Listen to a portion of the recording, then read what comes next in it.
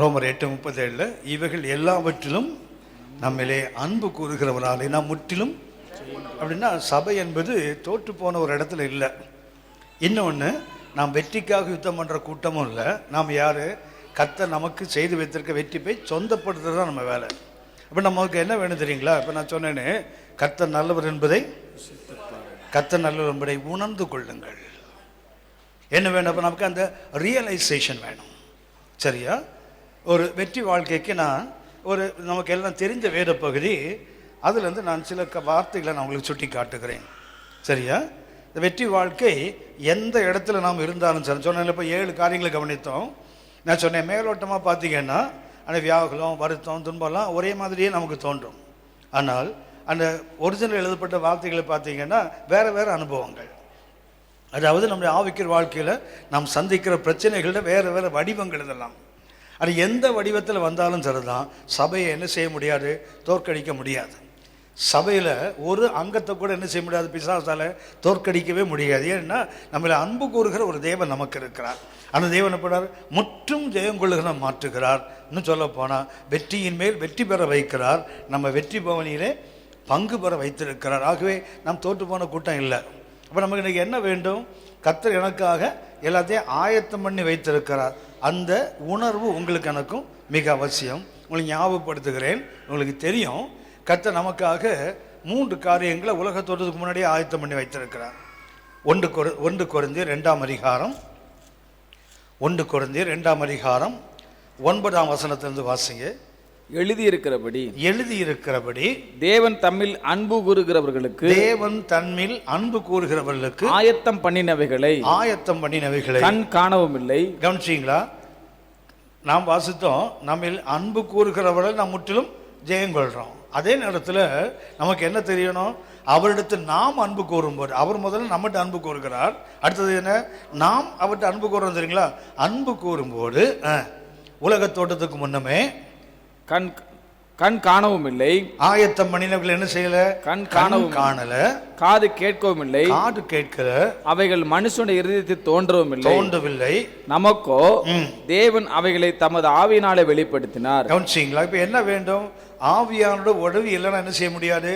கர்த்தர் நமக்காக எதெல்லாம் ஆயத்தம் பண்ணி வச்சிருக்கிறாரோ அதை நம்மால் என்ன செய்ய முடியாது? உணர முடியாது. அப்போ உணர என்ன வேண்டும்? ஆவியானுடைய ஒத்தாசை கண்டிப்பாக வேணும்.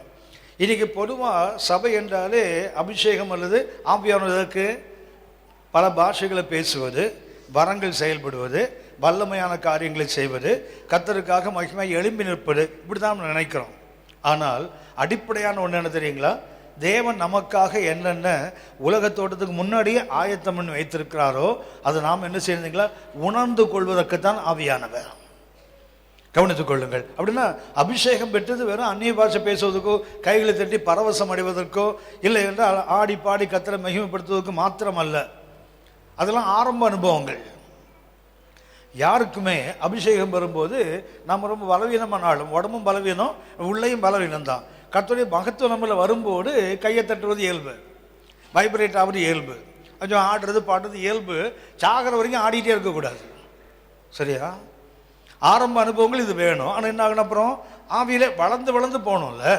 ஒரு நதி வருகிறது, முதல்ல போனால் 1000 முழம் போனால் கணுக்கால் தானே, அடுத்த 1000 முழம் முழங்கால் வந்துடணும்ல, அப்புறம் அடுத்த 1000 இடுப்பு வந்துடணுமே, அப்புறம் நீச்சலால் வரணும்ல. எதுக்கு?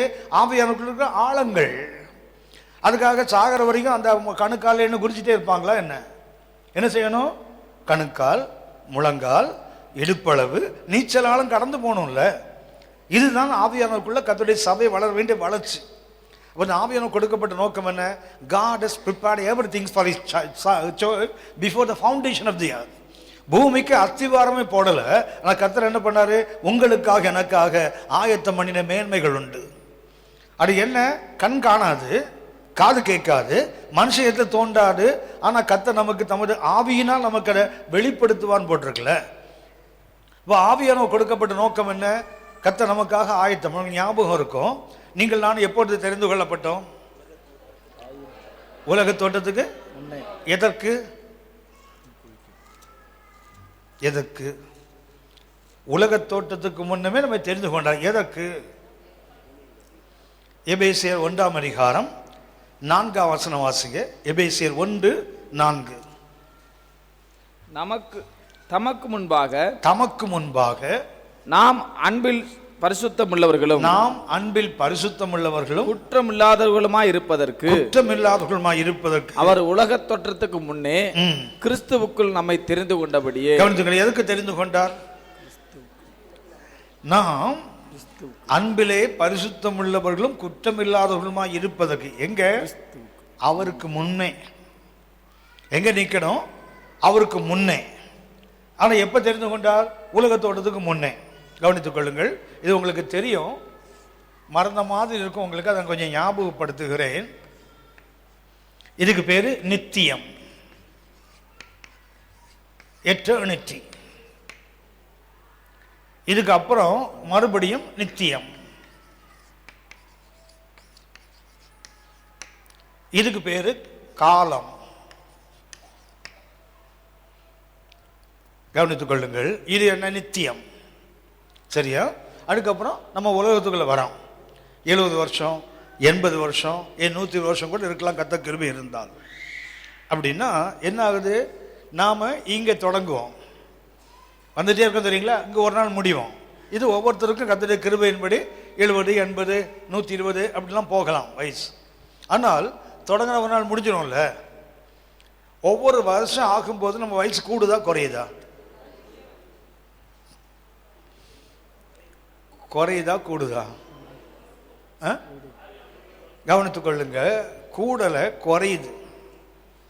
ஏன்னா இது 70 வயசுன்னு வச்சுங்களேன், சங்கீதத்தில் போல ஆயுச நாட்கள் 70 வருஷம், பலத்தை மிகுதினால நமக்கு எங்க பலம் இருக்கிறதே பத்தலை. சரி 70 வச்சுங்களா? இந்த 70ல் ஒரு வயசு போனோன்னு மட்டும் 1வது பர்த்டேன்னு கொண்டாடுறோம், தெரியுங்களா? கொண்டாடுறோமா?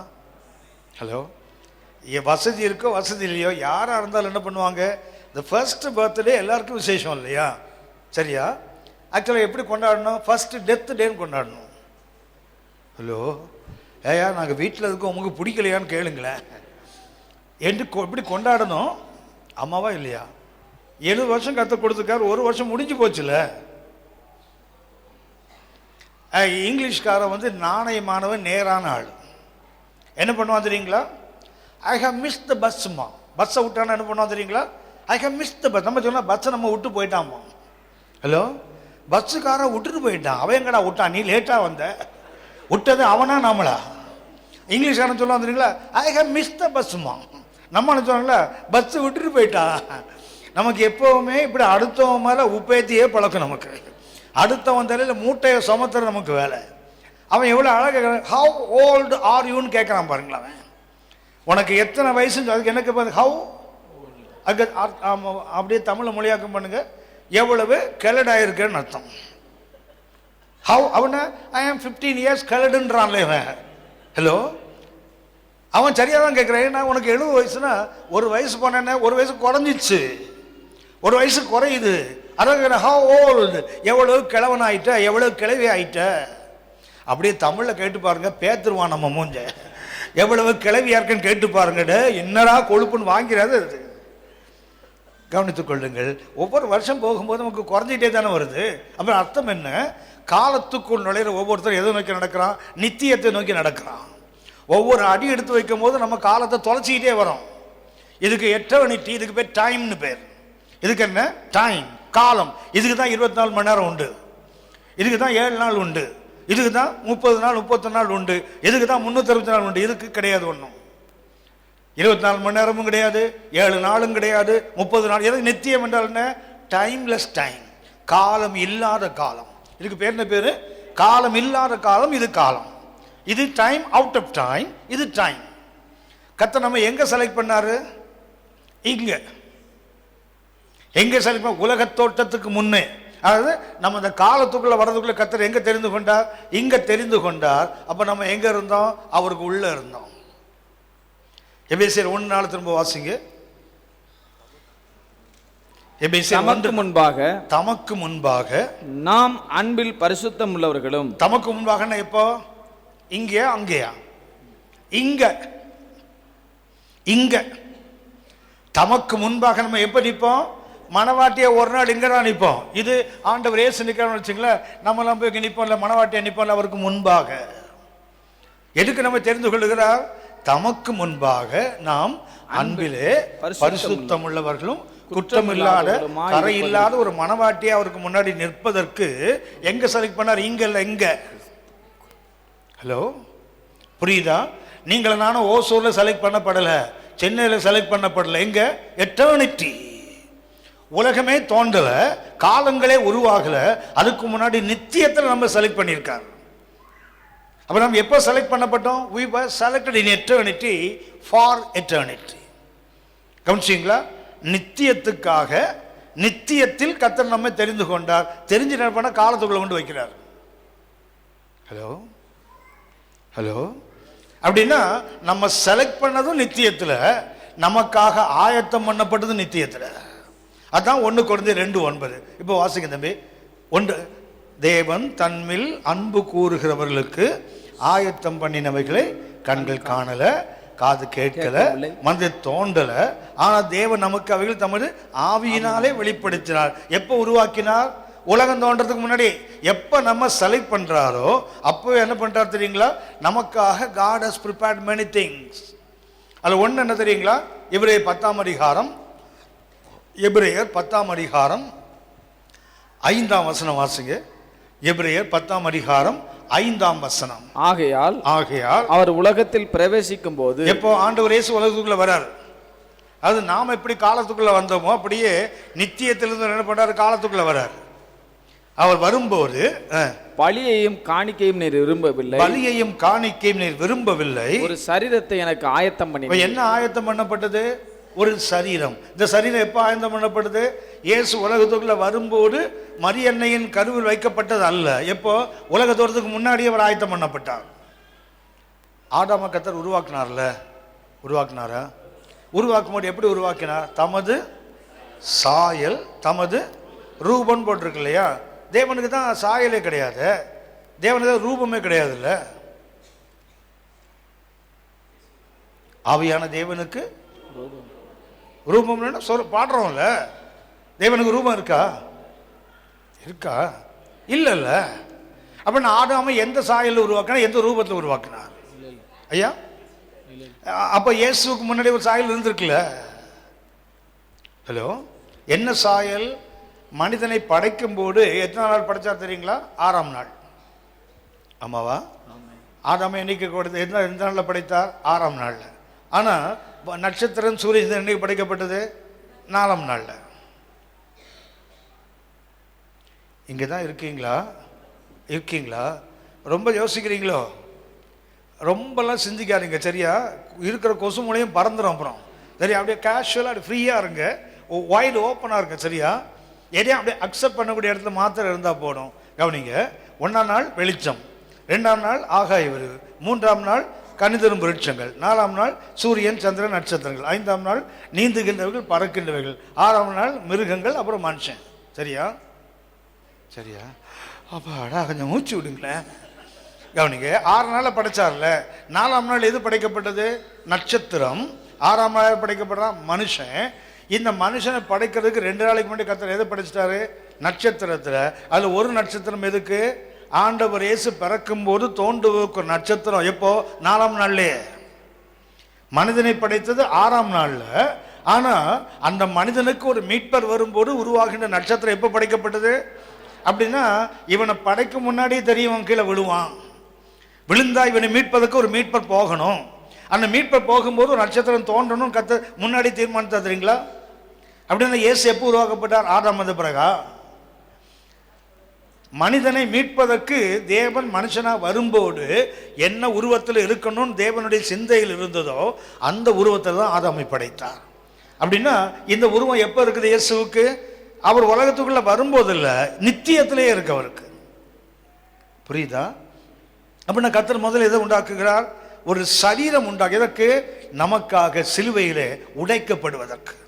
அந்த உடம்பு எதுக்கு உருவாக்கப்பட்டது? அது அப்படியே அப்படியே பத்திரமா போறதுக்கு இல்ல, வரும்போது பத்திரமா போகும்போது உடைக்கப்பட்ட ஒன்னா தான் அது போகணும். அப்படியானால் முதல்ல கர்த்தர் எதை உருவாக்கினார் சபைக்காக? God has prepared a body, ஒரு சரீரம். எது உருவாக்கப்பட்டது? முதல்ல ஒரு சரீரம். அடுத்தது யோவான் 14ஆம் அதிகாரம் 2ஆம் வசனம் வாசிங்க. யோவான் 14:2.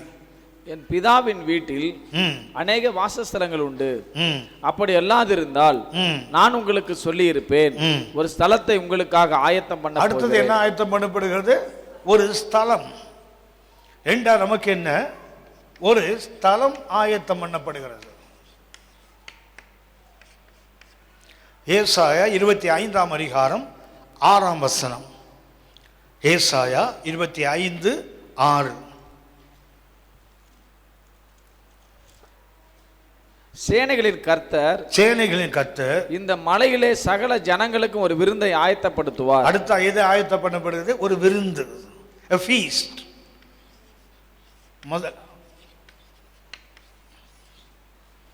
முதல்ல இது உடல் ஆயத்தம் பண்ணப்பட்டது இயேசுவுக்கு.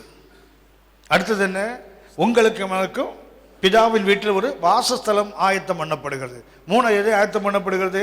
கல்வாரி மலையே ஆண்டவர் இயேசு விருந்தாக்கப்பட்ட அனுபவம். விருந்தை ஆயத்தம் பண்ணுவா. இப்படி இருக்கும். அது கொழுமையானது, அது நினம் நிறைந்த அல்லது ஊன் நிறைந்த ஒரு விருந்தாக இருக்கும். அங்கே என்ன இருக்கும்? திராட்சை ரசம், பழமையான ரசமா, ஆண்டவர் இயேசுவினுடைய சரீரத்தை இரத்தத்தையும் குறிக்கின்ற ஒரு விருந்து. அப்படின்னா கர்த்தர் என்னென்ன நமக்கு ஆயத்தம் பண்ணிட்டார்? உலகத்துக்கு முன்னாடியே ஆயத்தம் பண்ணிட்டார். ஏன்? நம்ம எப்போ தெரிந்து கொண்டார்? உலகம் தோன்றதுக்கு முன்னாடி. ஆதாம் தோன்றலை, ஆபிரகாம் வரலை, ஆபிரகாமை கர்த்தர் செலக்ட் பண்ணலை. ஆனால் நாம கர்த்தருக்குள்ள இருந்தோம். நம்ம முதல்ல என்னவா இருந்தோம்? கிறிஸ்துவுக்குள் இருந்தோம். அப்புறம் என்ன செய்வோம்? கிறிஸ்துவுக்கு முன்னாடி நிற்போம். உள்ளே இருக்கும்போது என்ன இருந்தோம்? நாம் ஒரு எம்பிரியோ, அதாவது ஒரு கரு வடிவத்தில் இருந்தோம் கர்த்தருக்குள்ள. உலகத்துக்கு நம்ம யார் இருந்தோம்? எப்படி ஒரு தாய்க்குள்ள ஒரு கரு இருக்கிறதோ அப்படியே நம்ம யார் கிறிஸ்துவுக்குள்ள ஒரு குழந்தையாக இருந்தோம், இல்லை ஒரு கருவாக இருந்தோம். ஆனால் அந்த உலகத்துக்குள்ள வந்து முடியும் போது என்னவாயிடும் தெரியுங்களா? அவருக்கு மனவாட்டியாக மாறி அவருக்கு முன்னாடி நிற்போம். முன்னாடி நிற்கும்போது என்னவா இருக்கணும்? மனவாட்டி. உள்ளே இருக்கும்போது நம்ம யாரு?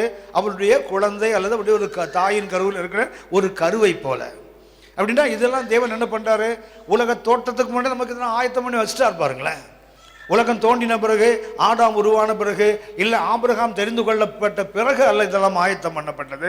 எப்போ ஆயத்தம் பண்ணப்பட்டது? உலக தோட்டத்துக்கு முன்னாடி. ஏன்னா கர்த்தர் நம்ம எப்போ தெரிந்து கொண்டார்? உலகத்துக்கு முன்னாடி தெரிந்து கொண்டார். எதற்கு? உலகம் முடிஞ்சின ஒரு நாள், காலம் முடிஞ்சு போயிடும். நாம் என்ன செய்யணும்? அவருக்கு முன்பாக ஒரு பரிசுத்த மனவாட்டியா நிற்கணும்ல. ஆமென். அப்படின்னா இவ்வளவு பெரிய திட்டங்களை கர்த்தர் நமக்காக செய்கிறார். நமக்கு என்ன இருக்கணும்? ஒரு ரியலைசேஷன் வேணும்ல. நமக்கு என்ன வேண்டும்? ஒரு உணர்வு வேண்டும்ல. எனக்காக இவ்வளோ செய்திருக்கிறாரா? எப்போ செலக்ட் பண்ணாரு? நாம் பிறந்த பிறகு அல்ல, பாவத்தில் வாழ்ந்து பாவத்தில் விழுந்து இழந்த பிறகு இல்லை. 34 வயசுல தான் நான் ரட்சிக்கப்பட்டேன். அப்படின்னா 34 வயசுல கர்த்தர் உலகத்தோட்டத்துக்கு முன்னாடியே என்னை கர்த்தருக்குள்ள செலக்ட் பண்ணிட்டார். நான் அதை உணர்றதுக்கு 34 வருஷம் ஆயிருக்குது. அவ்வளவுதான். என்னை கர்த்தர் தெரிந்து கொண்டது உலகத்தில் இல்லை, எங்க? நித்தியத்தில். ஆனால் எனக்கு அந்த உணர்வுக்கு எவ்வளோ நாள் ஆச்சுது? ஒரு 3 வயது பெண்களையே இழந்த பிறகுதான் அந்த புத்தி வருது. இதே போல கர்த்தர் நமக்காக எல்லாத்தையும் ஆயத்தம் பண்ணி வச்சா, வெற்றியையும் சேர்த்து. ஆனால் நமக்கு என்ன வேண்டும்? அந்த ரியலைசேஷன் வேணும்ல, அந்த உணர்வு வேண்டும்ல. அப்படி இன்னைக்கு என்ன தேவை? அதான் சொன்னேன், கர்த்தர் நல்லவர் என்பதை உணர்ந்து கொள்ளுங்கள். கர்த்தர் நல்லவர் என்பது அதை நீ உணர்ந்து கொண்டால் தான். ருசித்து பார் என்பதற்கு பயன்படுத்த எபிரேய வார்த்தை கர்த்தருங்களா? டேஸ்ட் என்பது கர்த்தர் என்ன? ரியலைஸ், உணர்ந்து கொள்ளுங்கள். அதாவது ஒரு தோல்வியின் வாழ்க்கையிலிருந்து ஒரு வெற்றி வாழ்க்கைக்கு வர வேண்டுமானால் பைபிளில் ஒரு நல்ல உதாரணம், நம்ம எல்லாருக்கும் தெரிந்த உதாரணம், இளைய மகன். லூக்கா 15ஆம் அதிகாரம், லூக்கா 15:17 வசனத்திலிருந்து 23 வரைக்கும் நான் சொல்ற வசனங்களை மாத்திரம் வாசிங்க தம்பி. முதல்ல 17ஆம் வசனம் வாசிங்க. அவனுக்கு புத்தி தெளிந்த போது, அவனுக்கு என்ன ஆகுது? முதல்ல புத்தி தெளிந்த போது என்றால் அர்த்தம் என்ன? புத்தி தெளிந்த போதுன்னு அர்த்தம் என்ன? அதுக்கு புத்தி கலங்கி இருந்தது. அவனுக்கு புத்தி என்னாச்சு? கலங்கி. ஆங்கிலத்தை பார்த்தீங்கன்னா ரொம்ப நல்லா இருக்கும். when he came to himself, அவன் அவனிடத்தில் வந்தபோது. அவனுக்கு புத்தி தெளிந்த போதும் போட்டு அர்த்தம் என்ன தெரியுங்களா? அது வரைக்கும் அவன் அப்பா விட்டு போனது பெருசு இல்லை, அவனை விட்டே அவன் போயிட்டான். இன்றைக்கு வெற்றி வாழ்க்கை நமக்கு ஏற்கனவே இட் இஸ் அஷ்யூர்ட், நமக்காக நிஜப்படுது, உறுதிப்படுத்தப்பட்டிருக்கு. நம்ம எல்லாருக்கும் தெரிந்த வசனம் மத்தேயு 6ஆம் அதிகாரம், மத்தேயு 6ஆம் அதிகாரம் 32ஆம் வசனம். மத்தேயு 6ஆம் அதிகாரம் 32ஆம் வசனம். இவைகளை எல்லாம் அஞ்ஞானிகள் நாடி தேடுகிறார்கள். இவைகளை எல்லாம் என்னத்தை உண்போம், என்னத்தை உடுப்போம், என்னத்தை குடிப்போம், நாளை கவலை என்ன, இதெல்லாம் யார் தேடுவாங்களா? அஞ்ஞானிகள் நாடி தேடுகிறார்கள். நாமெல்லாம் யாரு? அவங்க தான் அஞ்ஞானி, நம்மெல்லாம் யாரு? நடுவில் விஞ்ஞானி ஒருத்தன் இருக்கான் பாருங்களேன், சரியா? நடுவில் நம்மெல்லாம் மெய்ஞானி. நம்மளாம் யாரு? ஞானமாகிய கிறிஸ்துவை கண்டுபிடித்த மெய்யானவர்கள். அது நமக்கு என்ன? அவன் அஞ்ஞானி, விஞ்ஞானி. நம்மளாம் சபை யாரு? மெய் ஞானிகள். சரியா? இதெல்லாம் என்னத்தை உண்போம், என்னத்தை உடுப்போம், என்னத்தை குடிப்போம், நாளைக்கு கவலைன்னு தேடினா நம்மள யாராயிடுவோம்? அஞ்ஞானி ஆயிடுவோம். அப்போ அதை தேடா விட்டால் நம்ம எல்லாம் யாராயிடுவோம்? மெய் ஞானி ஆயிடுவோம். சரியா? சரியா? அப்போ நம்ம அதை தேடுனா நம்ம இப்போ என்ன ஆயிடுவோம்? என்னத்தை சாப்பிடுவோம், என்னத்தை குடிப்போம், என்னத்தை உடுப்போம், நாளைக்கு கவலை என்ன, இப்படிலாம் வருதில்லை நமக்கு வரக்கூடாது. அப்போ நமக்கு என்ன இல்லை? அந்த உணர்வு இல்லை பாருங்களேன். இதெல்லாம் வாசிக்க 34 மட்டும் வாசிக்க தம்பி. இவையெல்லாம் அஞ்ஞானிகள் நாடி தேடுகிறார்கள், இவையெல்லாம் உங்களுக்கு வேண்டியவைகள் என்று உங்கள் பரமபிதா அறிந்திருக்கிறார். இப்ப இந்த ரியலைசேஷன் எனக்கு வேணும்ல. என்ன வேண்டும் எனக்கு? இதெல்லாம் எனக்கு தேவைன்னு எனக்கு இல்லை, எங்க அப்பாவுக்கு தெரியுமே. My heavenly Father knows what's my need. என்னுடைய தேவை என்னன்னு யாருக்கு தெரியும்? எங்க அப்பாவுக்கு தெரியும்ல. அப்படின்னா நான் இதை தேடின என்ன தெரியுங்களா? அந்த அப்பனுக்கு அறிவே இல்லைன்னு அர்த்தம். ஹலோ, சில தம்பிங்களை பார்த்துருக்கீங்களா? கல்யாண பேச்சை அம்மா எடுத்தோன்னே இந்த பேச்செல்லாம் வச்சுக்காது, அதுக்கு அர்த்தம் என்ன? தலைவர் வேலை பார்த்துட்டாருன்னு அர்த்தம். சரியா? இந்த பசங்க எனக்கு என்ன அப்படி வயசாச்சு, என்ன பொண்ணெல்லாம் பார்க்கறன்னு எகிர்றான்னா உடனே புரிஞ்சுங்க, வேற எங்கேயும் செட் பண்ணிட்டான்னு அர்த்தம் ஆளு. சரியா? ஐயோ என் குழந்தை மாதிரி தங்கன்னா ஏமாந்து போயிடுவீங்க. அப்புறம் மேரேஜுக்கு இல்லை, மேரேஜ் ரிசப்ஷன் கூட உங்களுக்கு சொல்ல மாட்டான். பக்கத்து வீட்டுக்காரன் சொன்ன, என்ன சார் இங்கே சுற்றுறீங்க, உங்கள் பையன் ரிசப்ஷனுக்கு போகலையா? அடுப்பாவி, எப்படா என் பையனுக்கு கல்யாணம் ஆச்சுது? கல்யாணம் பண்ணி ரிசப்ஷன் ஆகி 3 மாதம் ஆகிட்டு இருக்கோம். அப்பனுக்கே தெரியாமல் பண்ணுற காலம் இல்லை. அவன் என்ன சொல்கிறான் தெரியுங்களா? எனக்கு வயசாச்சுன்னு அந்த ஆளுக்கு அறிவே இல்லை சார். இவன் ஏன் பொண்ணை தேடுறான் தெரியுங்களா? அப்பனுக்கு அறிவில்லைன்னு தானே. நம்ம ஏன் என்னத்தை உண்மை குடித்து தேடுறான்? அந்த அப்பனுக்கு அறிவில்லைன்னு தானே அர்த்தம். ஹலோ, என்னத்தை உண்மை, என்னத்தை குடிப்பேன், என்னத்தை பிடிப்பேன், நாளைக்கு கவலைன்னு தேடும்போது நான் எந்த இடத்துக்கு வரேன்? எங்கள் அப்பா ஒருத்தன் இருக்கும், அந்த ஆளுக்கு அறிவே இல்லை, அதனால நானே தேடுறேன் தானே கிளம்புதானே அர்த்தம். புரியுதா உங்களுக்கு? அப்போ நமக்கு என்ன இல்லை? we don't have the realization. என்ன இல்லை? ஆண்டவனுக்கு உலகத்தோடு பண்ணி எல்லாத்தையும் ஆயத்தம் பண்ணி வச்சுட்டாரு. ஆனால் நாம் என்ன பண்ணுறோம்? நாம் அன்னி தேடுறோம்ல. என்ன வேண்டும்? தேவன் தம்மில் அன்புகளை ஆயத்தம் பண்ணதை நம்ம அப்பப்போ செட் பண்ணுறோம்ல. ஒன்று கவனித்துக் கொள்ளுங்கள், இந்த செட் பண்ணுறது, ஆயத்தம் பண்ணுறது தெரியுங்களா, ஒரு மகத்துவமான அனுபவம். ஆதியாகமம் 28ஆம் அதிகாரம் 12ஆம் வசனம் வாசிங்க. ஆதியாகமம் 28:12. அங்கே அவன் ஒரு சொப்பனம் கண்டான். அங்கே அவன் 11 வாசிங்க, 11 வாசிங்க. ஒரு இடத்தில் வந்து சூரியன் அஸ்தமித்தபடியினால் அங்கே ராத்தங்கி அவ்விடத்து கற்களில் ஒன்றை எடுத்து தன் தலையின் கீழ் வைத்து அங்கே நித்திரை செய்யும்படி படுத்துக் கொண்டான். அங்கே அவன் ஒரு சொப்பனம் கண்டான், இதோ ஒரு ஏணி பூமியில வைக்கப்பட்டிருந்தது. கவனித்துக் கொள்ளுங்க, இந்த 2 வசனத்துல 3 காரியங்கள் செட் பண்ணப்படுது. 3 காரியங்கள் ஆயத்தம் பண்ண பொண்டு. என்ன தெரியுங்களா? சூரியன் செட் ஆச்சு. சூரியன் அஸ்தமித்ததுன்னு போட்டிருக்கா? Sunset. உடனே இவர் என்ன பண்றாரு? Stone set. தலைகள் என்ன பண்றாரு? ஒரு கல் எடுத்து செட் பண்றாரு. கர்த்தர் a ladder செட். ஒரு ஏணி வைக்கப்பட்டது பாங்க தரையில. 3 காரியங்கள் செட் பண்றாங்க. ஒன்னு என்ன? சூரியன் செட் ஆச்சுது. சூரியன் செட் ஆன உடனே யாக்கோபு என்ன பண்றாரு? ஒரு கல் எடுத்து செட் பண்றாரு இவர் தலைக்கு. கர்த்தர் பார்த்தாரு, ஏன்டா தலை இருக்கிறார், அவனுக்கு ஏணியை செட் பண்றேன் பாரு. கவனித்துக் கொள்ளுங்கள், சூரியன் செட் ஆகிடலாம், ஆனா அந்த நீதியின் சூரியன் செட் ஆகவே மாட்டார். கவனித்துக் கொள்ளுங்கள், உலகத்தின் சூரியன் காணாம போயிட ஒரு நாள். நம்ம அப்பா நீதியின் சூரியன், அவர் உரிக்கும் ஒரு செட்டையின் கீழ் ஆரோக்கியம் இருக்கும். நீங்கள் கொளுத்த கன்றுகளை போல வளருவீர்கள், துன்மார்க்கனை மிதிப்பீர்கள். நான் இதை செய்யும் போது அவர்கள் உங்கள் கால்களை சாம்பலா இருப்பான். மல்கியா 4ஆம் அதிகாரம் 2-3 வசனம். அப்படின்னா ஒன்று கவனித்துக்கொள், நாம செட் பண்றதுக்கு முன்னாடி கர்த்தர் ஏற்கனவே ஒரு ஏணியை செட் பண்ணிட்டார். இந்த அறிவு தான் உங்களுக்கு எனக்கு வேண்டும். அப்படின்னா ஒரு வெற்றியை தேடி நீங்களாம் ஓட வேண்டிய அவசியம் இல்லை. கர்த்தர் ஏற்கனவே வெற்றியை செட் பண்ணி வச்சிருக்காரு. இன்னைக்கு என்ன வேண்டும்? அதை ரியலைஸ் பண்ணக்கூடிய உணர்வு தான் வேண்டும். இந்த இளைய மகனை பற்றி சொன்னேன்னு லூக்கா 15ஆம் அதிகாரம் 17 முதல் 23 வரைக்கும் பார்த்தீங்கன்னா 7 வார்த்தைகளை உங்களுக்கு சுட்டி காட்டுகிறேன். இது உங்களுக்கு எனக்கு இது வேண்டும். ஏன்னா அவன் எங்க இருக்கிறான்? பண்டிகள் நடுவே இருக்கிறான். அவனுடைய தொடக்கம் எங்க இருக்குது? பண்டிகள் நடுவில். ஆனால் முடிவில் பார்த்தீங்கன்னா அவன் என்ன பண்ணுவான் தெரியுங்களா? வீட்டில் ஒரு ஆனந்த கழிப்பு நடுவில் இருக்கான். அப்பா பாடுறாரு, அப்பா வீட்டில் எப்போதும் ஆடலும் பாடலும் அங்குதானே. ஹலோ, ஆனால் இவர் எங்க இருந்தாரு? பண்டிகைகள் கூட இருந்த ஆசாமி. இவனுடைய தொடக்கம் என்ன? பண்டிகள் நடுவில் இருந்தான். ஆனால் இப்போ எங்க இருக்கிறான்? விருந்து நடுவில் இருக்கிறான். சொல்ல போனா ஆனந்த கழிப்புல இருக்கிறான். தெரியுங்களா? சொல்ல போனா தோல்வியிலிருந்து வெற்றிக்கு வந்தவருக்கு ஒரு நல்ல உதாரணம் யாருன்னா இந்த யங்கர் சன், இளைய மகன். முதல்ல அவன் என்ன தெரியுங்களா? ஒன்று ரியலைசேஷன், அதாவது உணர்வு.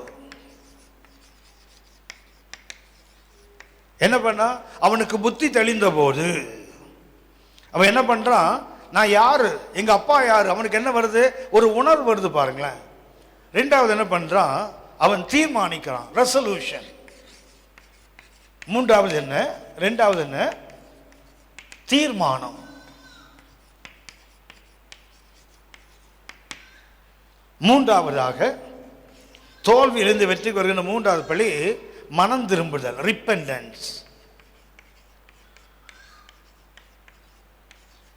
மனம் திரும்புதல்.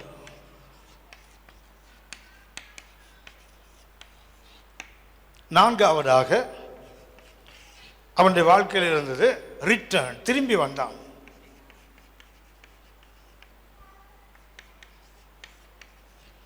திரும்பி வருதல். ஐந்தாவதாக அவனுடைய வாழ்க்கையில் கவனிக்கிறது ரெக்கன்சிலியேஷன்,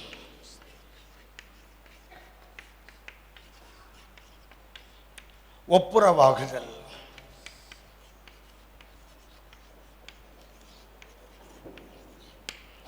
ஆறாவதாக அந்த தோல்வியிலிருந்து வெற்றிக்கு வருகிற ஆறாவது படி ரீகன்ஸ்ட்ரக்ஷன்,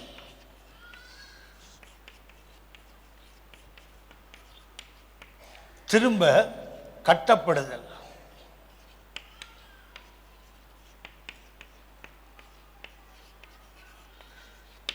ஏழாவதாக அவனுடைய வாழ்க்கையில் இருக்கிறது ரிஜாய்சிங், ரிஜாய்சிங், களி கூறுதல்.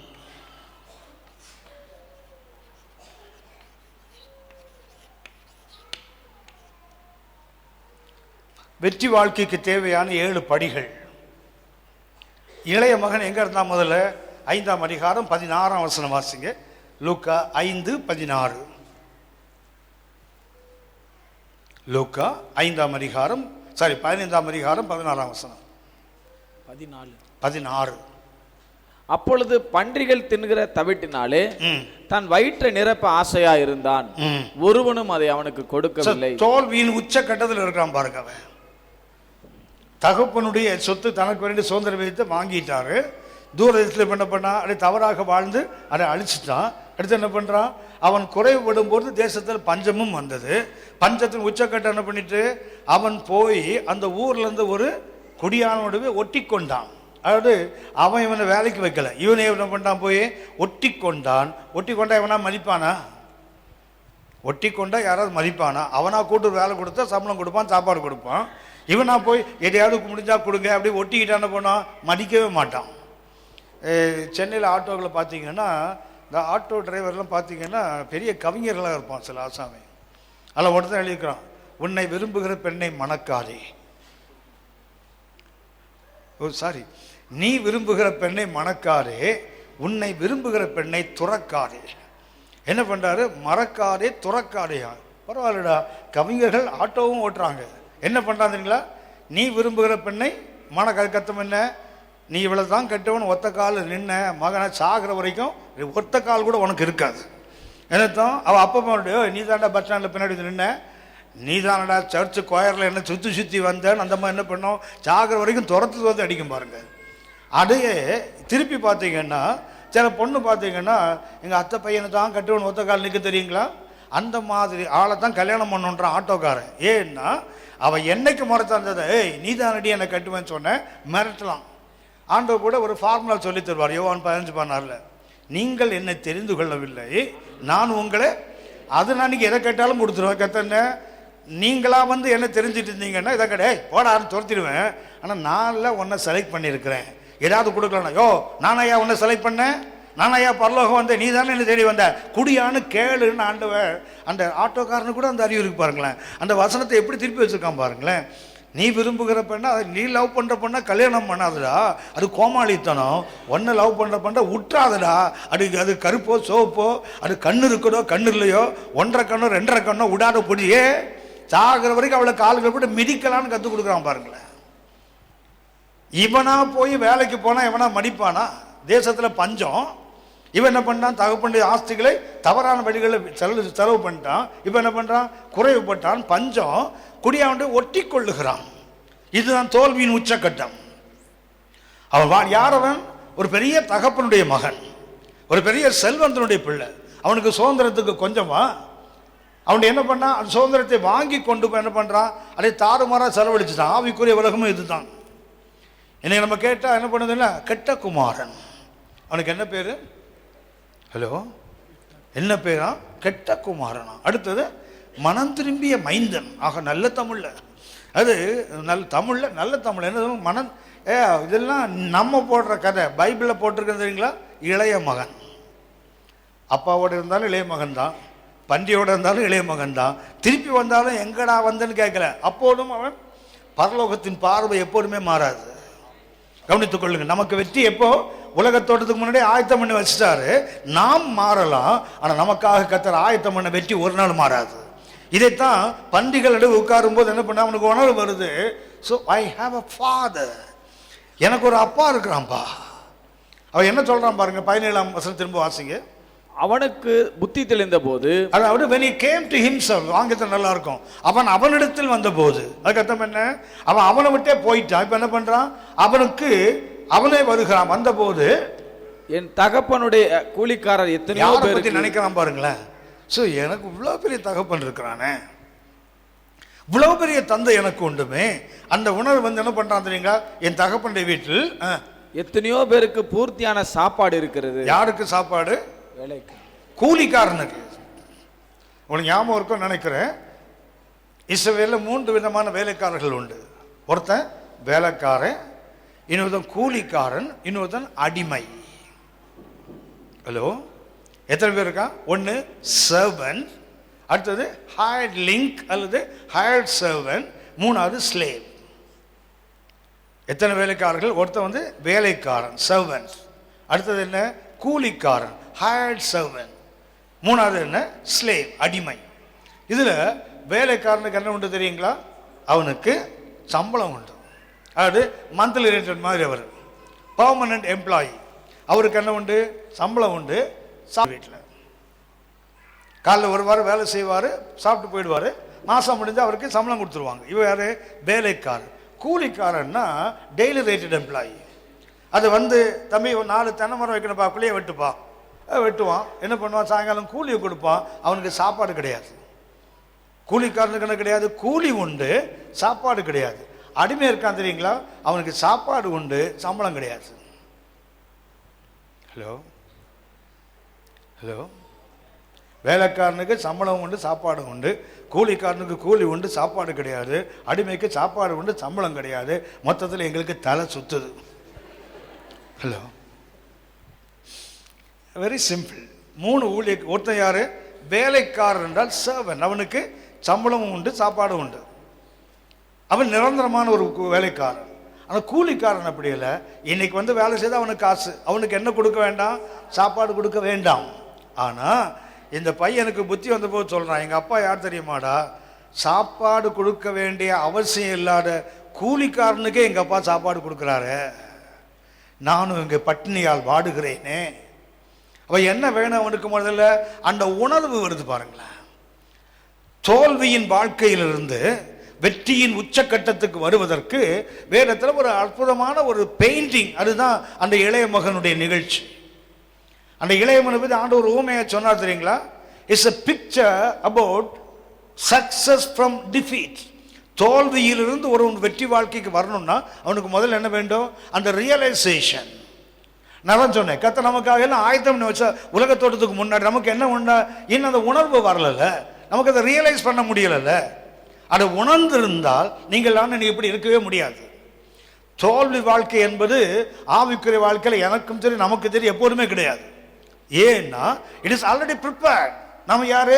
Already we are victorious. சொல்ல போனா we are more than conquerors. நாம யாரு? we are already participating in the triumphal march. வெற்றி பவனிக்கிறதுங்களா, வெற்றி ஊர்வலத்தில் பங்கு பெறுகிறவர்கள். நம்ம யாரு?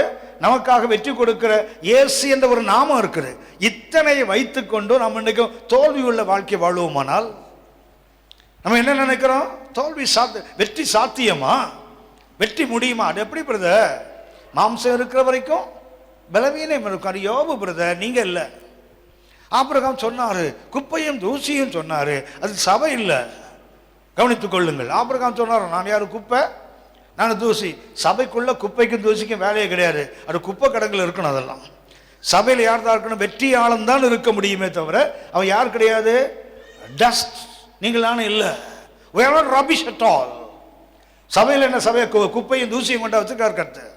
அவருடைய சாயலில் இருப்பதற்காக அழைக்கப்பட்டவங்க, அவர் சாயலில் உருவாக்கப்பட்டவர்கள் நீங்கள் நானும். யோசித்து பாருங்க, தேவன் உருவம் இல்லாத நமக்காக ஒரு உருவத்தை எடுத்து அது கல்வாரிகளில் உடைக்கப்பட்டு நமக்கு ஒரு விருந்து ஆயத்தம் பண்ணி மேலே போய் நமக்கு ஒரு ஸ்தலத்தை ஆயத்தம் பண்ணிட்டு இருக்காருல்ல. வேலை இல்லாமல இவ்வளவு செய்யறாரு. பண்டிகளோடு உட்கார்ந்து அந்த தவிட்டுக்காக போராடுவதற்காக ஒரு ஆவிக்குரிய வாழ்க்கை. உங்களுக்கு தெரிந்த ஒருவர், மார்க் 10ஆம் அதிகாரம் 46ஆம் வசனத்தில் ஆண்டவர் இயேசு எரிகோவுக்கு வந்தார். அவரோடு ஜனங்கள் வந்தாங்க. எரிகோ விட்டு அவர்கள் புறப்படும் போது வழியில் ஒருத்தன் உட்கார்ந்து இருந்தார் இல்லையா, அவர் பேர் என்ன பேரு? பர்த்திமேயு. உனக்கு ஞாபகம் இருக்கும், ஒரு பேர் பர்த்திமேயு இல்லை. சரியா?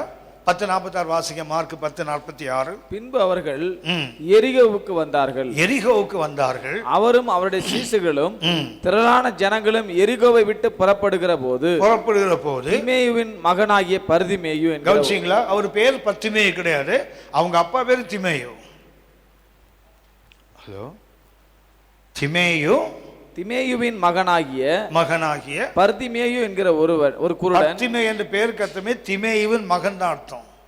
பார் திமேயுஸ்.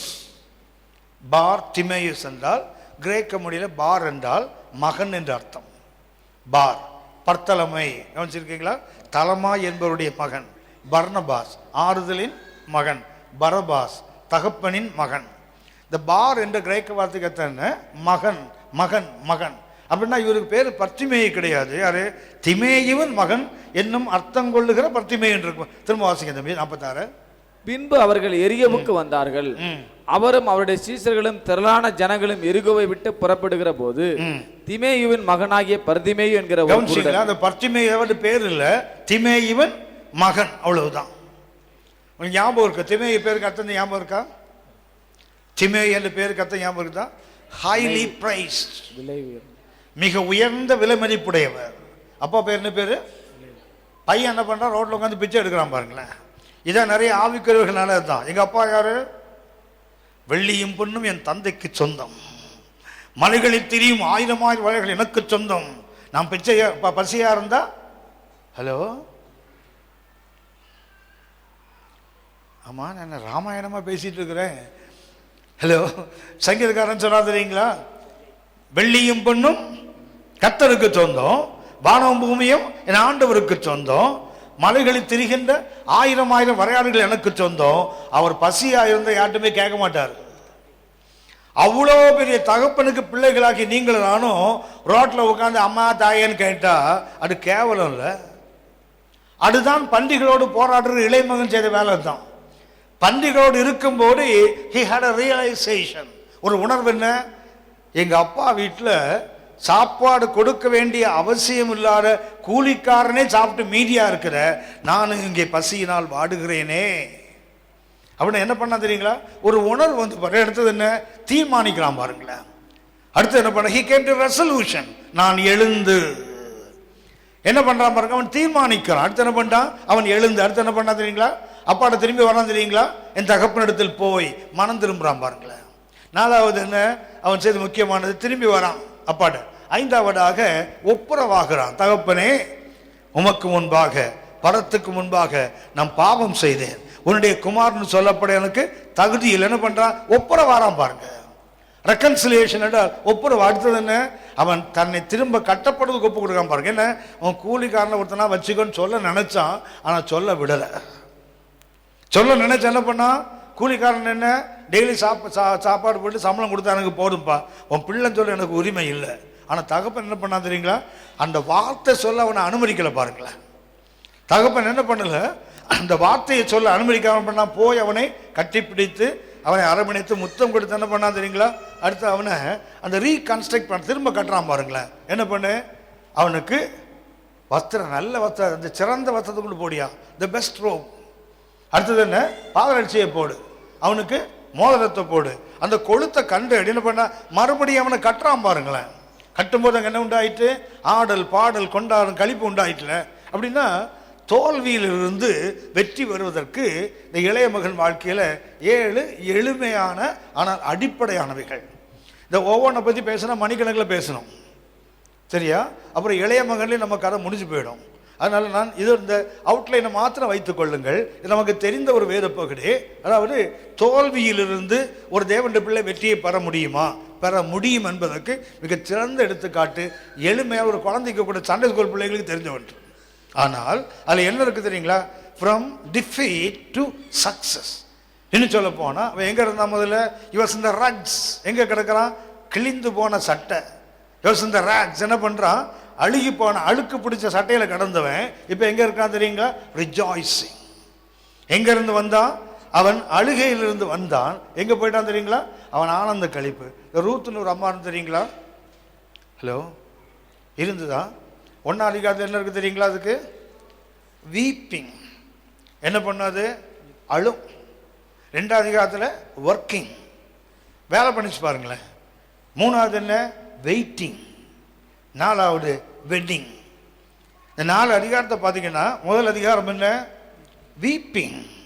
ஏன்? கணவன் இழந்து போனா. அடுத்தது மாமியாரும் கழட்டி விட பார்க்குது. ஆனால் இவன் என்ன பண்ணிட்டா? மகளை கொன்னுடுவான் ஒன்று, அவ்வளவுதான். என்ன பண்ணிட்டா? நீ சாவர இடத்துல அது கத்தன கத்தனை தெரியுங்களா? அது ஒன்று தெரியுங்களா? இந்த பின் தொடர்ந்து போகிறான் தெரியுங்களா? கொஞ்சம் டேஞ்சரான ஆளுங்க. ஆனால் உங்கள் பின்னாடி யாராவது ஊழியத்தை வந்தால் கொஞ்சம் பார்த்து கூப்பிட்டுருப்போங்க, சரியா? உங்களை கொல்ற வரைக்கும் அவன் ஓய மாட்டான். இந்த எலியா முன்னாடி போன பின்னாடி எலிசா போனா தெரியுங்களா? சொன்னீங்களா? உனது ஜீவனை கொண்டோ அகத்தானே உன்னையும் கொண்டுடுவேன், உங்க கடவுளையும் கொண்டு வந்துறான் பாருங்களேன். உன் ஜீவனை கொண்டோ கர்த்தருடைய ஜீவன் அகத்தானே மகனை 2 பேரையும் விட மாட்டேன்டா, யாரு கடவுளையும் கொல்லுவேன் உன்னையும் கொல்லுவேன், என்னை விட்டு போனேன்னு மிரட்டுறான் பாருங்களேன். அதே மிரட்டுறதான் அந்த ரூத்து பண்ணுது பாருங்களேன். பாரு, நீ எங்க சாவியோ அங்கே அகத்தானே உன்னை கொன்னுட்டு தாண்டி நான் சாவேன், அதான் கத்தம். எப்படி மிரட்டுது பாருங்களேன். அது அப்படின்னா வாழ்க்கையில் இருந்து என்ன? கண்ணீர் தானே முதல்ல. ஜீப்பிங், அது கண்ணீரால் நனைந்து போன ஒரு வாழ்க்கை தான் அவளுக்கு. கணவனோடு வாழ்ந்தால் 10 வருஷம் வாழ்றா, குழந்தை இல்லை. அப்புறம் கணவனும் செத்து போகிறான். ஒரு நாள் என்ன பண்றா? புறப்பட்டு வந்தா வழியிலே துரத்தி விடுறா பாருங்களேன் மாமியார். எப்படியெல்லாம் அவளை கழட்டி விட முயற்சி பண்ணா, ஆனால் உடலை பாருங்களேன். ஏன்? அந்த கண்ணீர் அவள் மாற்றம் அடுத்து என்ன வேணும் தெரியுங்களா? அந்த ஒட்டி கொள்ளுகிற அனுபவம். அடுத்தது பாருங்க, வேலைக்கு வந்துட்டா பாருங்களேன். என்ன பண்றா? நான் போய் வயல்களிலே பொறுக்கி கொண்டு வருகிறேன், யாருடைய கண்களில் எனக்கு தயவு கிடைக்குமோ அது வரைக்கும் என்ன பண்ணுவேன்? தோட்டத்தை நான் போயிட்டே இருப்பேன். கடினமான ஒரு வேலை செய்கிறாங்கல்ல. 3ஆவது என்ன பண்றா? இந்த 3ஆம் அதிகாரம் 18வது கடைசி வசனத்தை பார்த்தீங்கன்னா நகோமி சொல்லுவா, இந்த காரியம் என்ன முடிவு நீ பொறுத்துரு, அந்த மனுஷன் நீ சொன்ன வேலையை முடிக்கிற வரைக்கும் தூங்க மாட்டான். அப்படின்னா என்ன? காத்திருத்தல். 4ஆவது என்ன? ஒரு திருமணம் வருதுல, வெட்டிங் வந்துச்சுல, கவனிச்சிங்களா? 4 W எளிதான். நல்ல காலம் 3 W இல்லாமல் வந்து பாருங்களேன். அப்படி என்ன ஆகிடும்? www.com ஆகிட்டு இருக்கும். ஆனால் இது என்ன? 4ஆவது W ஒன்று, வெட்டிங். எங்கேருந்து? ஃப்ரம் வீப்பிங் டு வெட்டிங் வருதுல்ல. அப்படியானா என்ன வேணும் தெரியுங்களா? அந்த ஒரு உணர்வு வேண்டும். நான் எவ்வளவு அழுகி இருந்தாலும் சொன்னான், எவ்வளவு அழுகையின் பள்ளத்தாக இருந்தாலும் சொன்னான், என்ன செய்ய முடியும்? ஒரு உயர்ந்த இடத்துக்கு வர முடியும். உங்களுக்கு தெரிந்த இன்னொரு உதாரணத்தை சுட்டி காட்டுகிறேன். சங்கீதம் 84, சங்கீதம் 84 5 வாசிங்க.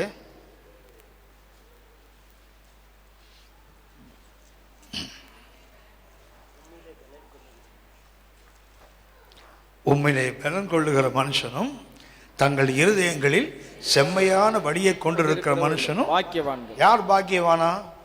கர்த்தரில் பலன் கொள்றவங்க. அடுத்தது தங்கள் இருதயங்கள் என்ன வச்சிருக்காங்க? செம்மையான வழி என்பதற்கு ஒரு நல்ல வார்த்தை புனித பயணம் என்று அர்த்தம். செம்மையான வழி தெரியுங்களா? மெஸ்ஸில்லா என்ற ஒரு எபிரேய வார்த்தை பயன்படுத்துவாங்க. மெஸ்ஸில்லாக்கு அர்த்தம் என்ன சொன்னால் புனித பயணம். ஆங்கிலத்தை பார்த்தீங்கன்னா who have set their hearts on pilgrimage இருக்கும். ஆங்கிலத்தில் என்ன இருக்குது? புனித பயணம். அப்படின்னா உம்மினை பலன் கொள்ளுகிற மனுஷனும் தங்கள் இருதயங்களில் செவ்வையான வழின்னு போட்டு தெரியுங்களா? செவ்வையான வழி என்பதுக்கு அர்த்தம் என்ன சொன்னால் அது புனித பயணம். என்ன பண்ணுறாங்க? உள்ளத்தில் என்ன இருக்குது? உடம்புல என்ன இருக்குது? கர்த்தருடைய பலம். உள்ளத்துக்குள்ள என்ன இருக்குது? கர்த்தர் கொடுக்கிற அந்த செம்மையான வழி, ஒரு புனித பயணம். ஆனால் அவனுக்கு என்ன வருது? 6ஆம் வசனத்தில் அழுகையின் பள்ளத்தாக்கு வருது பாருங்களேன். யார்கிட்ட பலன் கொள்றாங்க? கர்த்தர் தான் பலன் கொள்றாங்க. உள்ளத்துக்குள்ள என்ன இருக்குது? செம்மையான வழி தான், தப்பான வழி இல்லை. ஆனால் அவனுக்கு என்ன வருகிறது? கண்ணீரும் பள்ளத்தாக்கு வரும். ஒன்றை நீங்கள் கவனித்துக் கொள்ள வேண்டும். ஆவிக்குரிய வாழ்க்கையில் வெற்றி கிடைக்காம ஒரு தோல்வி வருது, இல்லை பிரச்சனைகள் வருது. இப்படி வரும்போது நம்ம என்ன பண்ணக்கூடாது? சோர்ந்து போயிடுற மாதிரி நினைக்கணும். கர்த்தர் ஒருத்தனை சிக்ஷிக்கிறான்னு என்ன அர்த்தம்? கர்த்தர் ஒருத்தன் சிக்ஷிக்கிறான்னு என்ன அர்த்தம்? அவனை ரொம்ப நேசிக்கிறான்னு அர்த்தம். கர்த்தர் யாரை சிக்ஷிப்பார்னு போட்டிருக்குது? தான் நேசிக்கிற பிள்ளை தானே சிக்ஷிப்பார். அப்போ சிக்ஷை வரும்போது நம்ம என்ன நினச்சிக்கணும்? அப்பாடா இப்போ தான் அப்பா என்ன பிள்ளையா ஏற்றுக்கிறார். சரியா? அடிக்காமல் விட்டா என்ன அர்த்தம்? இது ஏற்ற விட்டு பிள்ளைன்னு அர்த்தம். சரியா? நம்ம பிள்ளைன்னு நினைப்போம், தமால் தள்ள ஒன்று போடுவோம்ல. ஹலோ, ஓஹோ, நீங்கள் பார்த்தா ஏற்ற விட்டு பிள்ளைய அடிக்கிற வாழ் மாதிரி உட்காந்துருக்கீங்க. எங்கள் பிள்ளையா தொடவே மாட்டேன், ஏற்ற பிள்ளை நச்சுன்னு போட்டுருவோம் அடி ஆடு அப்படி திரும்பி பார்ப்போம். யாரும் பார்க்கலையா சுழியன்னு ஒரு அறை விட்டுறது தான். கவனித்துக் கொள்ளுங்கள். ஒரு தகப்பன் சிக்ஷிக்கிறான கத்தம் என்ன? கர்த்தருடைய அன்பு எம்எல் இருக்குது. நான் யாரு? கர்த்தரின் பலன் கொண்டேன்.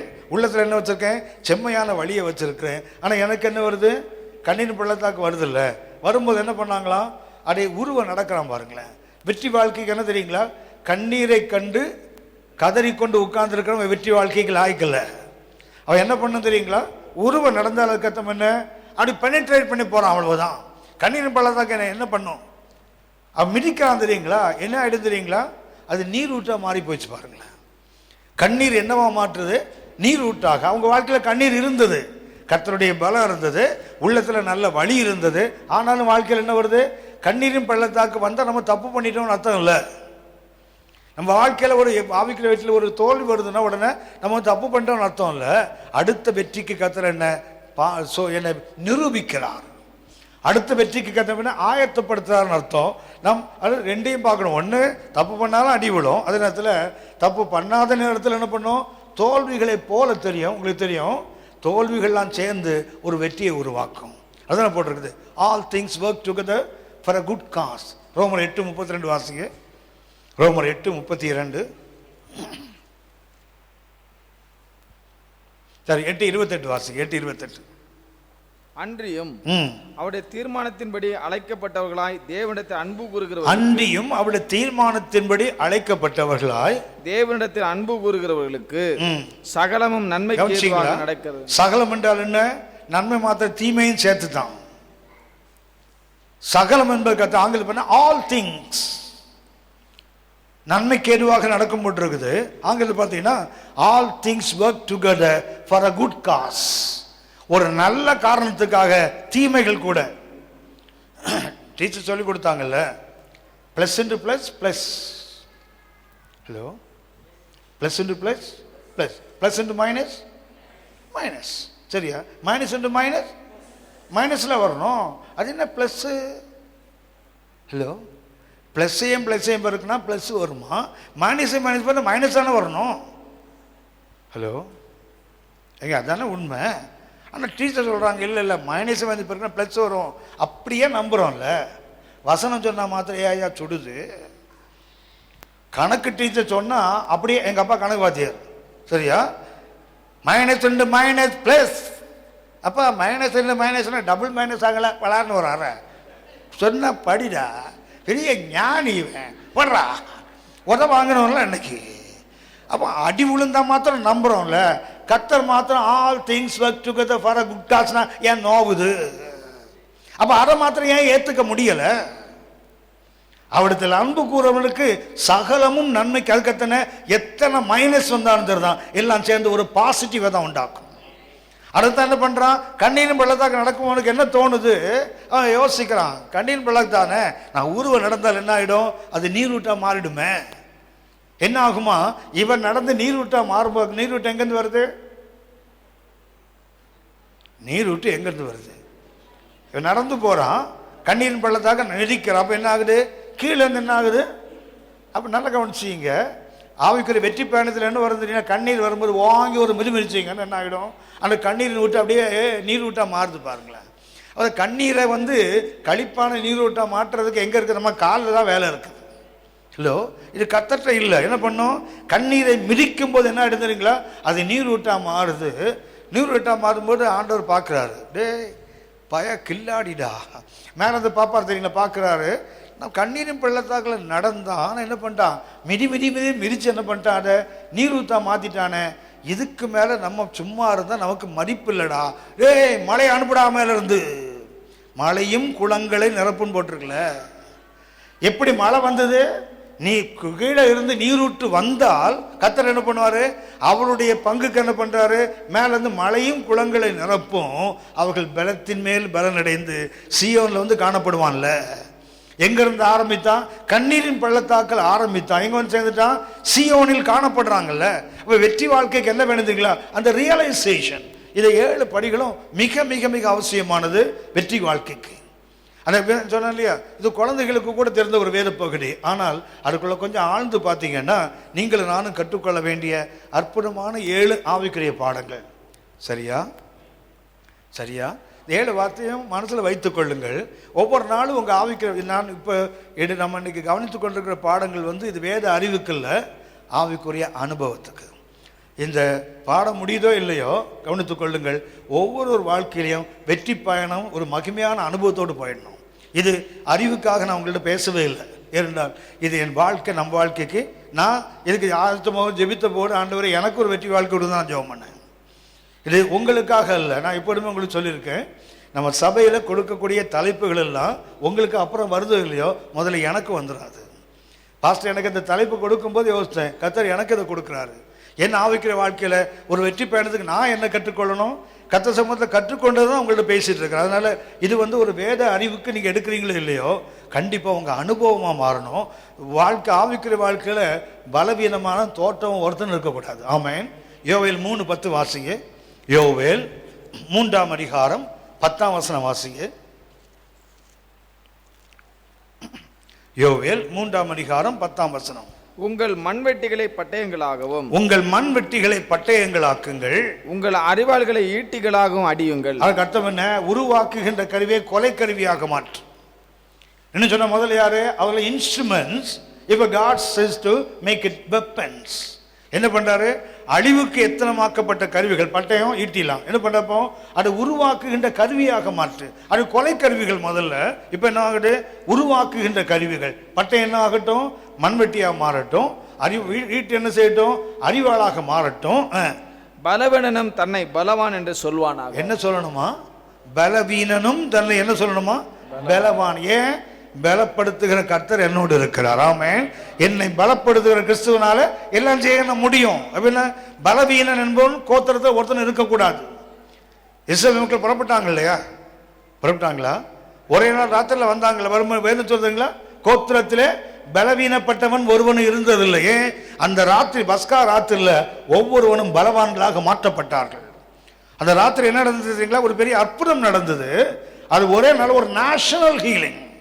ஒரு தேசத்துக்கு என்ன வந்தது, ஒரு பலப்படுத்துகின்ற அனுபவம் வந்ததில்ல.